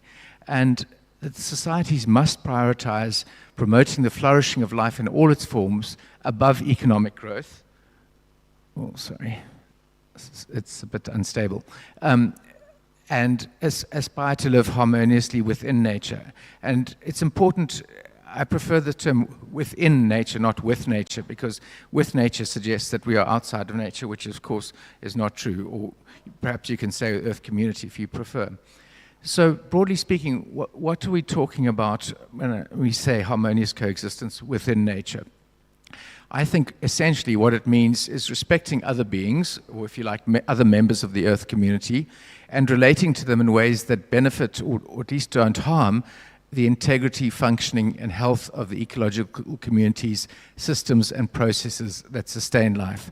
So what is really special about this planet is life. And our fundamental duty is to maintain that which supports life and enables life in all its forms. And that means that we must live in respect for the other members of the community of life. Otherwise, we're not going to achieve that. But this concept of living in harmony is also very deeply embedded in African philosophies throughout the continent. And as you'll see from that quote, the quest for harmony is about striving to maintain a comprehensive but specific relational condition among organisms and entities. It is the constant striving to strike and then maintain a balance between human beings and physical nature. So this is a quote from a book on African philosophies, and you find these philosophies in different forms throughout the continent. But the most important thing is to understand that when we talk, we may use different terms like harmonious coexistence within Africa, but we are using them as contemporary terms to reference very, very ancient philosophical understandings which are very deep in this continent and which haven't been entirely lost. And there again is another quote about the ethic of interdependence of individuals within the larger society to which they belong. And the references there are to the Shona concept of ukama, which has already been referred to as relationality, and ubuntu, uboto, depending on the language, which many of you be familiar with. But the idea there is essentially that we are who we are because of others, not just other people, but that we build ourselves through our lives, through our interrelationships with others. We cannot become generous people unless we live relations of generosity, unless we have others to be generous to. And these relationships are not just with humans. So what is harmonious coexistence?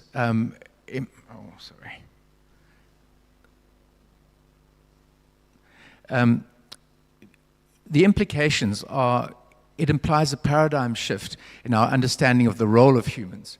We need to abandon the ideas that we are owners, managers, and colonizers of Earth and become cohabitors, guardians, and good neighbors. So it really goes to the heart of what it means to be a human on this planet. And harmonious coexistence isn't something that one achieves like a goal. It's a continuous process of considering how our actions might affect other beings and choosing actions that benefit rather than harm the community of life. We were at Bergplaats this weekend and we had discussions, and Sinagugu, my colleague here, raised the issue of hlonipha, which is translates imperfectly into English as respect, or perhaps deep respect. But this is a word which people in this country understand, and it refers to the quality of how one relates to others, both human and other than humans. So it means living in respect. So then if we've got to achieve this dramatic transformation of society, how might we do that? And I believe the two very important tools in this are what we've referred to as earth jurisprudence, Jessica mentioned. This is really the legal philosophy which believes that because we humans are members of a much greater system of order, if you like, we're a subset of a greater system, that if we want to flourish within this community of life, we need to align human laws with the laws of nature, because we are born into an ordered universe. And if we want to thrive, we need to learn the laws of the community first and adapt ourselves to that. So essentially, as you'll see there, what we've got to do is reorient our governance systems so that we seek human well-being not at the expense of nature, but through contributing to the health and integrity of ecosystems and the community of life. That's not the situation at the moment. Our current legal systems, I think, can be fairly characterized as colonial in the sense of the relationships that they're entrenched between humans and corporations on the one hand, and all other beings on the other hand, are very strikingly similar to the thinking behind colonialism. So nature, except humans, are defined as objects and property. Now, when you learn law, they teach you that objects cannot have rights. Only subjects can have rights. So that by definition, nothing other than a human being or a juristic person, such as a corporation or the state, can have rights under our legal systems. And that reflects the belief that we are fundamentally different, that we are separate from nature, superior to it, and that really the world is mechanism. So this is an idea which comes from the 16th and 17th century in Age of Enlightenment in Europe, and has long since been abandoned by science, but lives on in law and economics. So when the legal systems, by defining everything else as property, do essentially what legal systems used to do when they defined people as objects, and we called them slaves. It's very clear in that situation that the slave owner, who's a subject with full rights, and the slave is an object with no rights that can be bought and sold, it's very clear that that system is designed to facilitate the slave owner exploiting the slave. That's what it's there for. It's not a mistake. And that's what our legal systems currently do with all of nature. So I was very influenced by an amazing thinker, Thomas Berry. He was a Catholic monk, but he referred to himself as a geologian rather than a theologian. And he summed it up by saying the universe is a communion of subjects, not a collection of objects. In other words, everything is held together by the interrelationship between these subjects. And the time has come, he said, when human laws and earth laws must be brought together. And that's essentially what we're trying to do. And Thomas saw the great work of this time that we're in is to carry out the transition from a period of human devastation of the earth to a period when humans would be present to the planet in a mutually beneficial manner. And I find this, I do believe that he's right, that this is the great work that faces humans alive at this time, and the future of humanity will be very much determined by the extent to which we are able to live up to this. So earth jurisprudence, really, I'm not going to go through this in any detail, but it's just the idea, that this philosophy which underlines this approach of rights of nature. And just to give you an example there, this is that from this perspective, the universe itself is the primary lawgiver. In other words, the fundamental laws that we must live by come from existence itself. Human laws are subsidiary, and the laws of the universe, of course, are not subject to negotiation. But now moving to rights of nature in action. So I just want to give you a couple of examples of initiatives which are actually putting this into practice. The first one I'm going to talk about is one we've recently launched, and it's just started. And this is to get recognition for the Table Mountain Range in Cape Town. And I know I worked out there are at least 6 people in this room who have been involved in that initiative already. And of course, this mountain was always recognized as a person. Either one name was Hurikwaho, Ginzimo, which means the guardian of the south. So this is not a new idea, but resurrecting the idea that this is a being with whom we need to live respectfully feels quite strange to people now. But the funny thing about it is you could ask people who live in Cape Town, they may not know it, but they all have personal relationships with the mountain. People say things like, "Isn't the mountain looking beautiful this morning?" People walk on the mountain. Many people go to the mountain when they're distressed or need to calm down, etc. So the relationships are there, but we are just trying to bring them to the surface and then say that we ought to recognize this being that, in fact, is the mother of the city. Without the mountain, there wouldn't be the rain and the waters that come off the mountain, and that's what brought the early peoples there, and also brought the settlers to that place. So, you know, transforming to see from seeing the mountain as a place to seeing it as this amazing being, which has a big effect on all of our lives, I think is a way of teaching this idea of rights of nature in a way which is practical for the people of Cape Town. And so we've set up a website, and you can find more details there. But we're just in the early stages of consulting about it with a view to putting together a steering committee, because I believe that the mountain is the most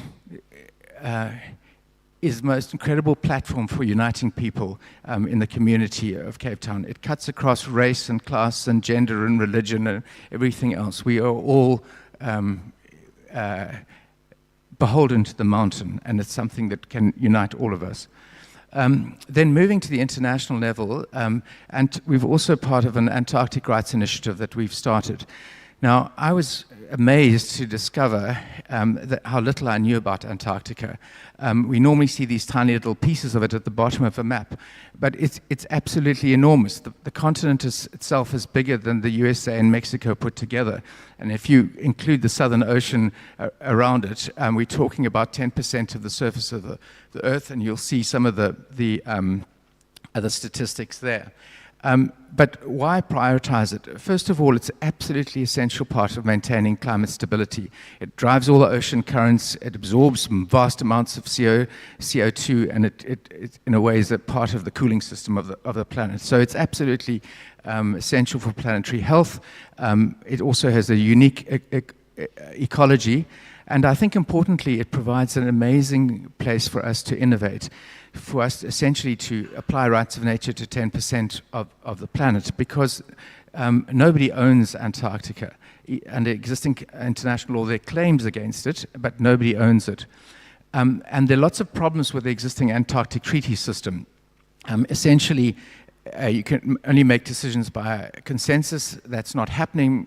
Both Russia and Ukraine, for example, are members, and Russia and China block a lot of the conservation initiatives. So it's stuck. It can't move forward. It also only applies to the Antarctic Treaty Area, which means that it cannot address the fundamental threat to Antarctica, which is climate change, which arises outside of the treaty area. So we've come up with a draft declaration, which is almost like a declaration of independence of Antarctica, which, as you'll see there, defines Antarctica in a completely different way. And we're basically saying that Antarctica ought to be able to be ought to have the status, at least the status of a state. It ought to be present at climate change negotiations. It ought to be present at the Convention on Biological Diversity negotiations. It ought to be able to go to court and defend its interests. So, as you'll see, what we're saying is that we need to shift away from seeing Antarctica as just a place to visit, but to see it as the unique living community which it really is. So now I'm going to turn to Bergplaats, because Bergplaats presents a unique opportunity, and I think I'm hoping that it's going to be, I believe it will be, an example for many other initiatives, because the difficulty that we face is that most countries in the world have legal systems that don't recognize rights of nature. So all over the world we have initiatives to change those laws, and of course that is very important, and we'll try and do that here. But we don't want to sit around until that happens. We want to be doing things now. So some key elements of this initiative are up there. I'm not sure if you can read them. It's a little bit small. But the first one is that Bergplaats is not just a protected area, but a community of subjects. And as you will have heard from the Bergplaats speakers earlier, they completely get that. I mean, the people who live and been in contact with Bergplaats see it as this community of life and not just an area of land. So the first thing is to make that transition, which I would say has already happened with Bergplaats. The second step is transferring ownership from a private company to a public benefit organization, in this case a trust, so the land is held for non-commercial purposes. In other words, while it's owned by a private company, essentially it's an asset within the economy, which would be normally used for profitable purposes. The next important step is to change the human decision makers, changing them from company directors to trustees that are legally required to listen to other beings and ensure that people are a benign presence within Bergplaats. So this is moving from away from the normal fiduciary duties of directors of companies, which are normally to make a profit, etc., to decision makers who are bound by the trust deeds to play a very different role. And essentially, I think what this does, it creates a kind of liberated zone within which people can develop practices and make decisions that prioritize the best interests of the Earth community, including the people who are there. So it's not distinguishing, it's not separating out the people, but it's essentially creating an area where rights of nature are in fact recognized, and humans govern it in that way, even though the wider laws of South Africa do not recognize rights of nature. And I think this means that Bergplaats is becoming even more important as a place of learning. So it's a place where experiential learning can take place, and people can deepen their understanding of and connection to both the Earth community and to themselves. This is something which Princess Irene has stressed from the beginning, from her own experience with Bergplaats, that this inevitably involves personal transformation, as you also heard from the guides, as well as transforming your relationships on the outside. It's also a place where people can take responsibility for respecting the rights of other beings and relating to them with deep respect, or the hlonipho that I mentioned earlier. It is a place where people can explore their role and purpose within the Earth community and that of humanity. In other words, we've got to, both personally and collectively, find a positive role for humanity within the greater community of life. Because we've evolved, if we were completely negative, played a completely negative role within the community of life, our species would already be extinct. We certainly have the potential to play a positive role, but we've forgotten what it is. And places like Bergplaats allow space to try and find one's personal role, as well as to explore what humanity's collective role might be within the Earth community. And I think it'll also contribute to the re-emergence of cultures that seek human well-being through harmonious coexistence within the Earth community rather than at its expense. So the cultures that we now have dominating the Earth seek human well-being primarily through increasing the growth of the economy at the expense of the community of life. And we need to recognize that we humans are like one leaf on the tree of life. If we want to be healthy, the best way is to contribute to the health of the tree, and that will benefit us as well. So just the last slide, this is something Jessica has already referred to, is the good news is that it is happening. The Secretary General of the United Nations talking about this as the fastest growing legal movement of the 21st century, and just last week the World Conservation Congress, which was held every 4 years, concluded in Abu Dhabi, and to our delight and amazement, 5 separate resolutions were passed on the rights of nature. And that's very significant, because to get a resolution passed, you have to have a majority of countries, of NGOs and indigenous organizations to support it. So you can see there's been suddenly a very rapid uptake of these ideas. Thank you. Thank you very much. Thank you very much, Cormac, for that.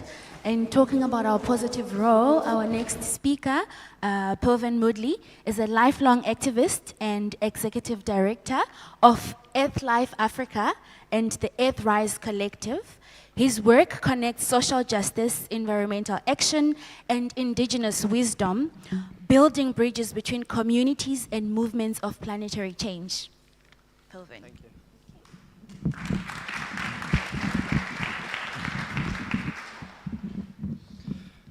So what amazing speakers we've, because we're carrying all these things that we have been carrying. So I want to invite you to close your eyes just for a few moments. And in these moments, just try and release the things you are carrying.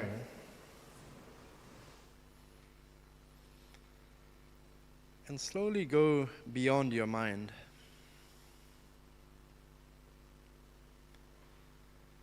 And let a picture start to emerge of a world you want to reimagine.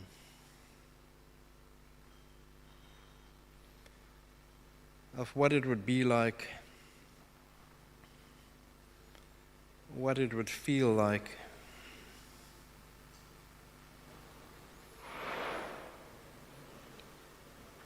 And who you would be in this world,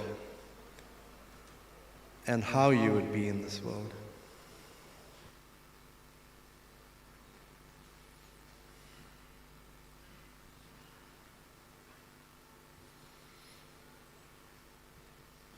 And you can slowly come back and open your eyes. The amazing thing is we can dream this new world, and we know in many ways we are already in this new world. Elster earlier spoke about this energetic field that's in this room. And it's really important because that's a bigger field that we create from. We don't create from our personalities that we've created. It comes from a very bigger and deeper, infinite place that we know we're part of, but for some reason we feel like we've disconnected, or we feel some kind of disconnection. So I'm going to tell a few stories and take you back to Huri Kwahu, that Cormac spoke about. In July this year, I didn't have any plans for my birthday. And then out of the blue, I got an invitation from King Charles to go to his residence. And, you know, over the years, I've stopped wondering how these things happen. So Rotendo is here, and myself, with elders from a few different traditions, were invited to go to his residence. At first, we were, you know, very skeptical, you know, what's this about? And in each of our histories, each one of us can tell a story of brutalization, oppression, from my ancestry in India, and the rule of the British Empire there, to apartheid in South Africa, and just centuries of brutalization and oppression. And now being, you know, at the heart of the empire was quite a strange and surreal experience. So we said we'd go, but on one condition, and that we do a fire ceremony before we do anything else. And, you know, the king's people had a lot of questions about what's the ceremony, but this, what about, you know, our protocols, etc. And we insisted, and that's how we started. So we had this very, very powerful fire ceremony, and the energy was powerful and palpable, and everyone was feeling it, including the king, who was shedding some tears. And you know, as we finished the ceremony, the king's people said the king would love for us to make sure the ceremony continues for the whole day, that we don't close the ceremony. And we continued the ceremony while we were having discussions. And in that moment, one of my personal experiences in exchanging, you know, with him was, I'll just paraphrase, but he said something to me. He said, "I love the way you put those logs in the fire. That was a very powerful fire ceremony." And I said, "Thank you." And I did a healing prayer for you, you know, while putting the logs. And he looked at me and he said, "You know, I'm so grateful." And you could see, you know, the emotion. In that moment, and going back in time, again, Rotendo and I, with several others, were invited on a transatlantic crossing to go from Lisbon across the Atlantic Ocean with 300 people that are at the cutting edge of tech from Silicon Valley, scientists that are working, you know, on a range of things, lawyers, journalists, and so on, to try and figure out what do we do in this time of crisis. Many things happened, including, you know, relationships completely breaking down, because, you know, all of us are going there thinking, oh, we've got the answers. Now let's show the others, you know, who we are and what we bring. But a few days when you put that many people with that big egos, things tend to collapse, and we go back to, you know, our human selves. But the part I want to share is, in that moment, I reached my own realization that, you know, no one's ever going to give me freedom, justice, equality, nothing. There's no one that can do that. Despite all of the injustices, despite how unequal this country is, despite the fact that people, you know, go hungry every day. But ultimately, I have to find this within myself. And it was a big realization for me in my own journey. Before that, I was deep in the Amazon with the Sarayaku people. And with the project that I'm working with New York University called More Than Human. And the idea is really to bring, again, the people who are the best scientists, you know, working on plant-to-plant communication, testing this in the lab, or tree-to-tree communication, or tech people working in communication with whales, etc., etc. And many of us at the cutting edge of the law, pushing the boundaries of the law, bringing those people together with people from different traditions that are holding ancient wisdom. And what's starting to happen is these worlds are starting to collapse. Because what people are starting to see, for indigenous people around the world, they have a cosmology, a knowing, deep knowledge, and they don't need to convince anyone else about any of those things. But in the other model or other paradigm that we all have been infused into through schools and universities, we have to prove all these things. But what's starting to happen is, as the physicists and the quantum physicists are having their own awakenings, or something is going on, they're realizing, wait a minute, quantum physics and quantum entanglement is the same as cosmic consciousness. It's the same thing.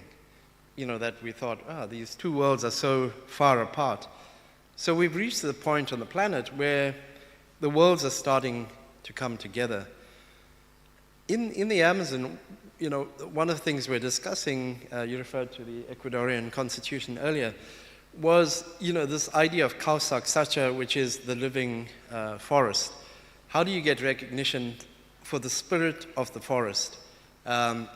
So going beyond the things we can physically see, like a river or a mountain and so on, and the idea being that if there's recognition for the spirit of the forest, which the people see, experience, are part of, then there's a fuller recognition of what the jungle is, beyond the things we can see as well.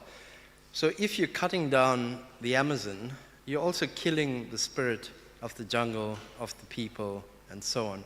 And so really, pushing the law in that sense. Sinagugu is here, and Cormac, and we've worked on the Wild Coast case against Shell. And one of the powerful things there was, and I hope you'll speak about this later, Sinagugu, is bringing ancient knowledge from Sinagugu, his people, about what they know and how they live. And in this case, the idea that the ancestors live in the ocean, and that people are connected to the land, the ocean, and the ancestors who are in the ocean. And when that argument was made in court, the Shell lawyers laughed at us. The judges took us very seriously as we linked it to the Constitution, to cultural rights, and how people see the world or experience the world. And we won the case, and Shell appealed, and we won the case, etc. But it was so palpable that the ancestors were with us in the courtroom, that the whales and dolphins were with us. All of us could feel the energy, within the courtroom. And so more and more, a lot of that ancient wisdom and knowledge is starting to feed into different places.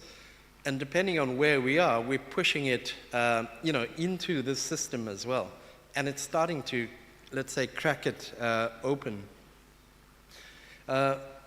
Going back a bit, many years, there were elders from different traditions and activists. Linda was there, and Pataleni, Rutendo were there as well. And we were sitting with, what do we do in this current space? And we, listened to the mountain as we climbed up Mount Sinai, listened to the stars, and spent a very powerful week together at the ocean and the desert. And what emerged was, as this canoe is falling apart, leaking, we're trying to steer it, people are being pushed over, and that's our current reality and current world. We are in that canoe, that's our reality, so we have to do whatever we can to protect what we have left to protect in terms of ecosystems and so on, but also to protect the rights of people who are protecting this. And there isn't any, you can't separate these things in how we live. So while we're doing that, we have to launch a new canoe, because this one is coming apart, and we're not going to put it back together. But it's important for us to collectively launch this new canoe, So we kind of find a way, and part of that new canoe takes away this illusion of separation, because that we know is an illusion.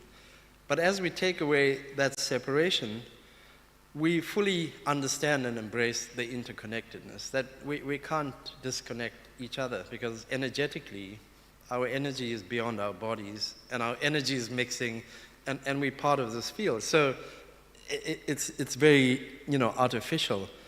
And those are the things, as we sit in the mountains, with the rivers, wherever we are, those are the things we feel, those are the things we learn.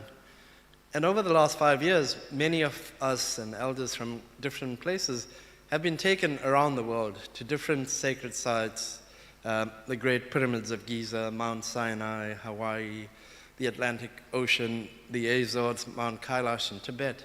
And we each were guided to go there and to work energetically with these places as part of the transformation of the planet. And as that process unfolded, and as I have seen, and as we've been kind of pushing the boundaries of the law, we started with customary law that was very connected to ancient knowledge systems. Through colonization, a lot of that was decimated and destroyed, and then we had to collectively push for human rights, environmental rights and law. We then started to see how we can bring that together as the idea of interconnectedness. So collectively, many of us push for a new human right that the UN passed a few years ago. It's called the right to a clean, healthy, sustainable environment. And what that does is say, if you poison a river, you're poisoning a human. You can't say, oh, you're just poisoning the ecosystem, because we are part of that ecosystem. So bringing those two together, and then you heard earlier about the rights of nature and that movement and what's happened. And now kind of pushing that boundaries to let's protect the things we can't see. Let's recognize the ancestors. Let's recognize the spirits of jungles and mountains and so on. And in a sense, we're going through a time where, as Cormac was saying, we're coming to a time of natural law, where nature, as it's already happening, or the other parts of nature, is starting to fully kick in, to show itself, right? And we're realizing that actually we don't have that much power as humans, because natural law kicks in. But beyond natural law, we are entering a new period, especially over the next few years, which is cosmic law. And the idea that we'll be fully affected and influenced by everything that's going on into the cosmos. And so what it's calling us to do, this is how we're seeing it in legal terms, but it's calling us to really go deep inside, because the transformation of the planet is only going to happen once we transform ourselves. It's not going to happen, we can't fix the world. So we need to rethink some of that. But all of that brings me to 2019 in Hurikwahu, where for a year, whenever I was in Cape Town, I would climb up the mountain. The eagles showed me a cave. I started meditating there, and many things came to me in absolute detail. Where these energy points are on the planet, how they work, the people I'll meet, the things we need to do there, how with the energy flow of the planets, based on these energy points, that will be part of the energetic and vibrational shift of the planet. And the idea that if we are not transforming and shifting, then there'll be a dissonance between how Mother Gaia is vibrating and how we are vibrating. And so we have to find that resonance again.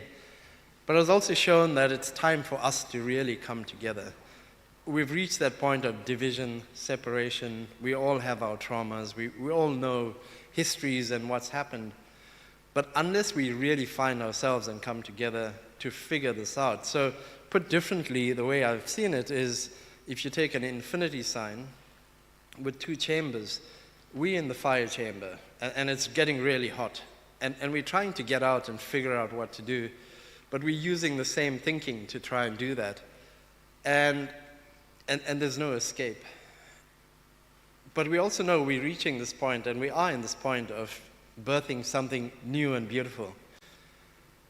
And part of the problem is there's a very fine point between the fire and the water chamber, and we have to find our way through that. And that's going to require a very, very deep inner journey. And so to finish off, to say, it was my partner's birthday in September, and we were at Urikwaho, and the mountain guided us to go to Mount Taranaki in Aotearoa or New Zealand, because there's an energetic connection between these two mountains. And Mount Taranaki got legal recognition as a being quite recently. And as we are embarking on this process with Urikwaho, I think we've really reached that time where the whole idea about recognition is about shifting our consciousness. It's about shifting the way we see and we experience things. So I really want to invite you and invite us to really go on this journey together. It's you know, we're in the new place already, and we have to walk this together. So thank you.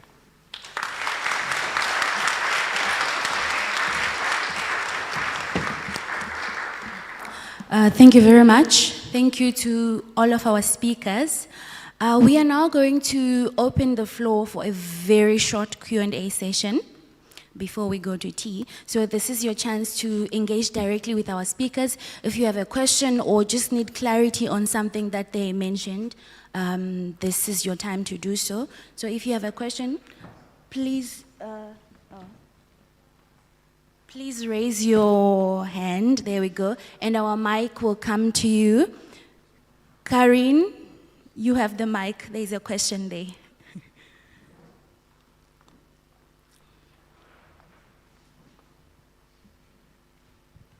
Thank you for a fantastic session, really inspirational, and thank you for all your work and devotion.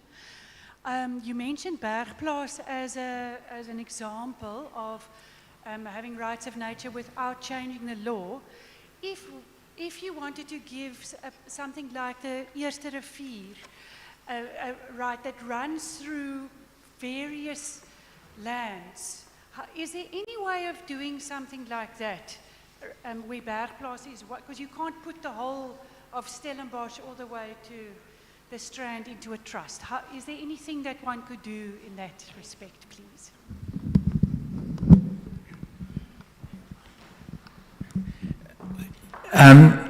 Sorry, that's a bit loud. So what we realized essentially is that although in many ways ownership creates a lot of the problems, the legal idea of ownership, it does give whoever is the owner very extensive powers over that which is owned. So if you find, if the owner, whether it be an individual or a corporation or something like that, decides essentially to change how people relate to that piece of land, they are able to do that without breaking the law. It's a bit like if you go to a club and they say when you've got a sign at the door that you'll agree to play to follow the rules of the club, otherwise they won't let you in. Clubs can set their own rules for their premises, and owners can set their own rules for the areas that they control. So obviously in a situation where you've got land owned by many different parties, you would need all the parties to agree. So it's not easy, but the principle is fairly simple, I think. You answered? Yes? Okay, great. Thanks.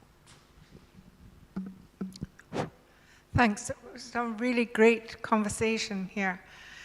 So, you know, as somebody, you can hear I'm a Scot, but I've lived here most of my life.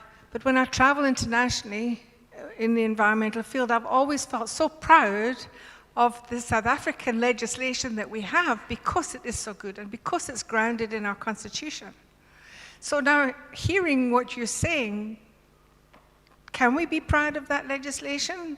Or have we got to make some really fundamental changes I mean, we know it's great legislation, but it's not being applied often. That's a big problem.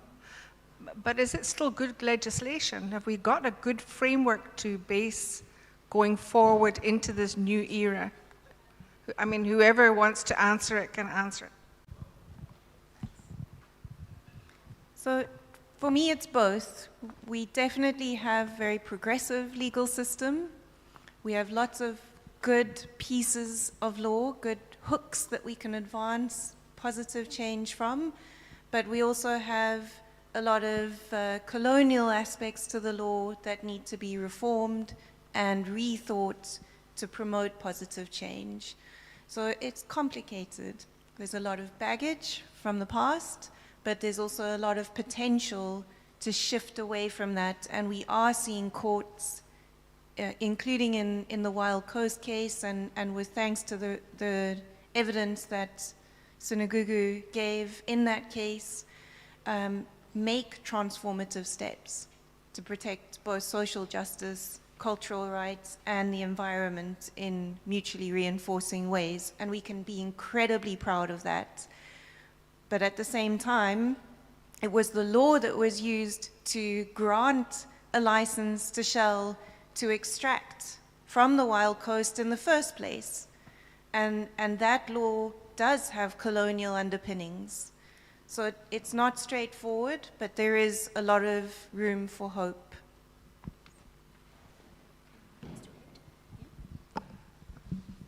I agree with what Melanie said. Just to add one thing, I became an environmental lawyer because I thought we could solve the problems we face with good environmental laws. And then I realized that although environmental laws are very necessary and important, they're not going to get us there because, before I gave the metaphor of treating nature as if it were a slave. So environmental laws are like passing a rule that you may only whip your slave once a day, not 10 times a day. It's better for the slave, but the real issue is slavery, not the whipping. So environmental laws sort of make it better for nature, but don't really get to the heart of the problem. Thank you very much. One more, and then we go for tea. Yes. Mm-hmm. Thank you for the great presentations. So just in terms of how do we fund this? Because there seems to be quite, as much as we are critiquing the system, if we want to demarcate indigenous territories, if we want to pay lawyers, if we want to do many of these things, we need funds to do it. And it's, I think, a bit of a catch-22, especially in the biodiversity space, where there's all sorts of figures being put out in terms of the widening gap, in terms of how do we fund the protection of these systems. And, this is very much, obviously, embedded in this system that is eating itself, essentially. But I suppose it's just this tension point of how do we engage? There's attempts in terms of, high-integrity biodiversity credits or carbon credits, or these sort of engagements of trying to bring in indigenous knowledge holders and systems. But are there better ways, I suppose, to try and reconcile our relationship with the current system, which is very much embedded in colonial and other practices, to be of best interest to a more socio-ecological future? So I'll share a few reflections. I have many friends and people I know who are funders, but also in the areas and fields I've been in. So at the IUCN World Conservation Congress, I was there 2 weeks ago, speaking to many of the funders, because we've been working on a process to look at human rights abuses in conservation as one area or example. And so part of the funding issue is that the big international organizations get the money for conservation, and many human rights abuses happen around the world. So the conversation with the funders, we said, you are liable for violations that happen because it's your money that's fueling the violations. So you can't say it's the conservation organizations or it's the game ward rangers, etc. And so we've been working with them on a process these are the big international donors for conservation.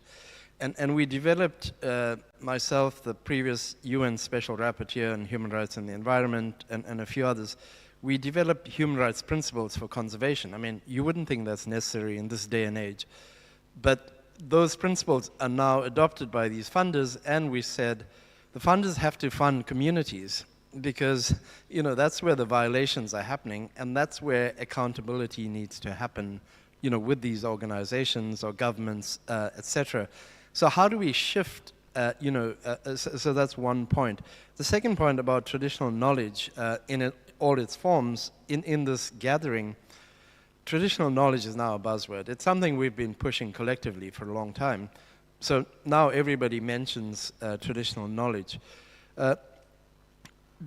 But you have to take people on a journey, including funders. I've been taking funders now, you know, over the last 5 years or so, on a journey, and some of the work we are doing outside of the big UN and other systems. So the Earthrise Collective, which started in 2020, is a collective of wisdom keepers from a range of traditions around the world, activists from around the world. Some people here are part of the Earthrise Collective as well. And it was difficult 5 years ago to convince funders why these things are important and why people who lead these initiatives outside of the big organizations, well-known structures, are the people that are going to bring the knowledge from the different traditions and create a pathway, as you know, we are collectively creating the pathway. And more, those funders that have been on a journey are now really starting to understand the importance of the knowledge, the importance of decolonization, the importance of doing this differently, because we are stuck in the old models of financing, of systems, of how this works.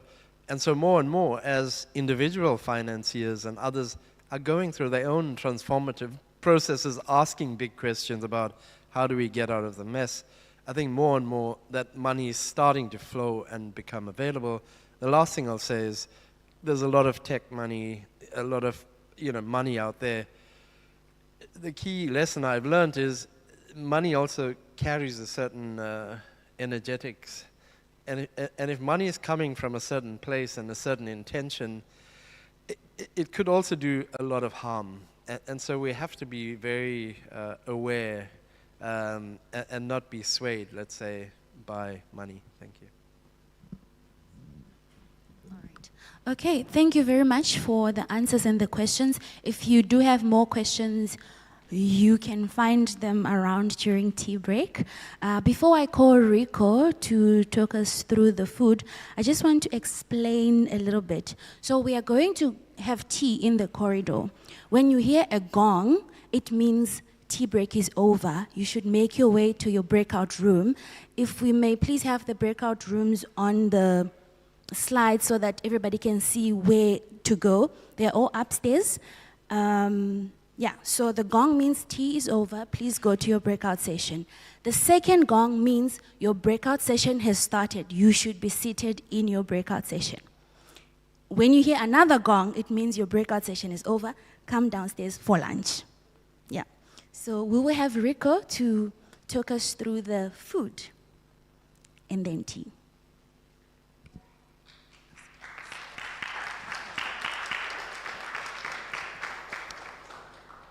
Hello everyone, so my name is Rico. I am the Nourish Program Coordinator at the Sustainability Institute.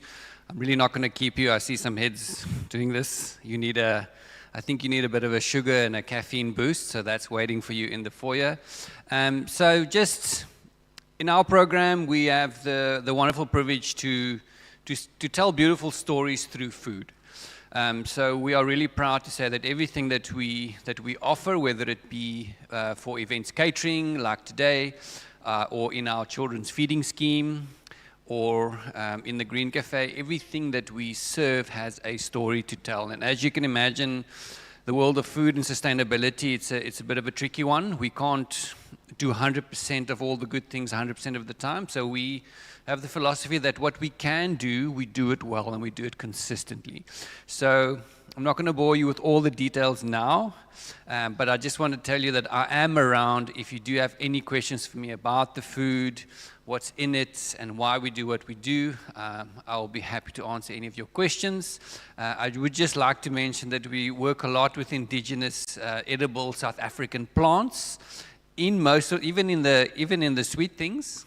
So there's some confetti bush, and there's some rose geranium and some wild rosemary in the sweet things. And there's other indigenous plants in the lunch that you'll be having later. So if you have any questions about those, you're welcome to ask me. There are also some examples on the table in front of you. I see some dune spinach, there's some buchu, there's some sea pumpkin. So all of the things on the table is edible, and if you don't know any of these plants, or how to cook with them, or what you can do with them, or how you can grow them in your house, on your farm, wherever you are, it is really something that this country needs, is for people to grow more edible indigenous South African plants. Because we are just going to the supermarkets and we're buying all the wrong stuff, coming from all the wrong places all over the world. So we are here to hopefully just change a few mindsets, even in the slightest, if we can. Yeah, that's all for me for now. Hope you enjoy.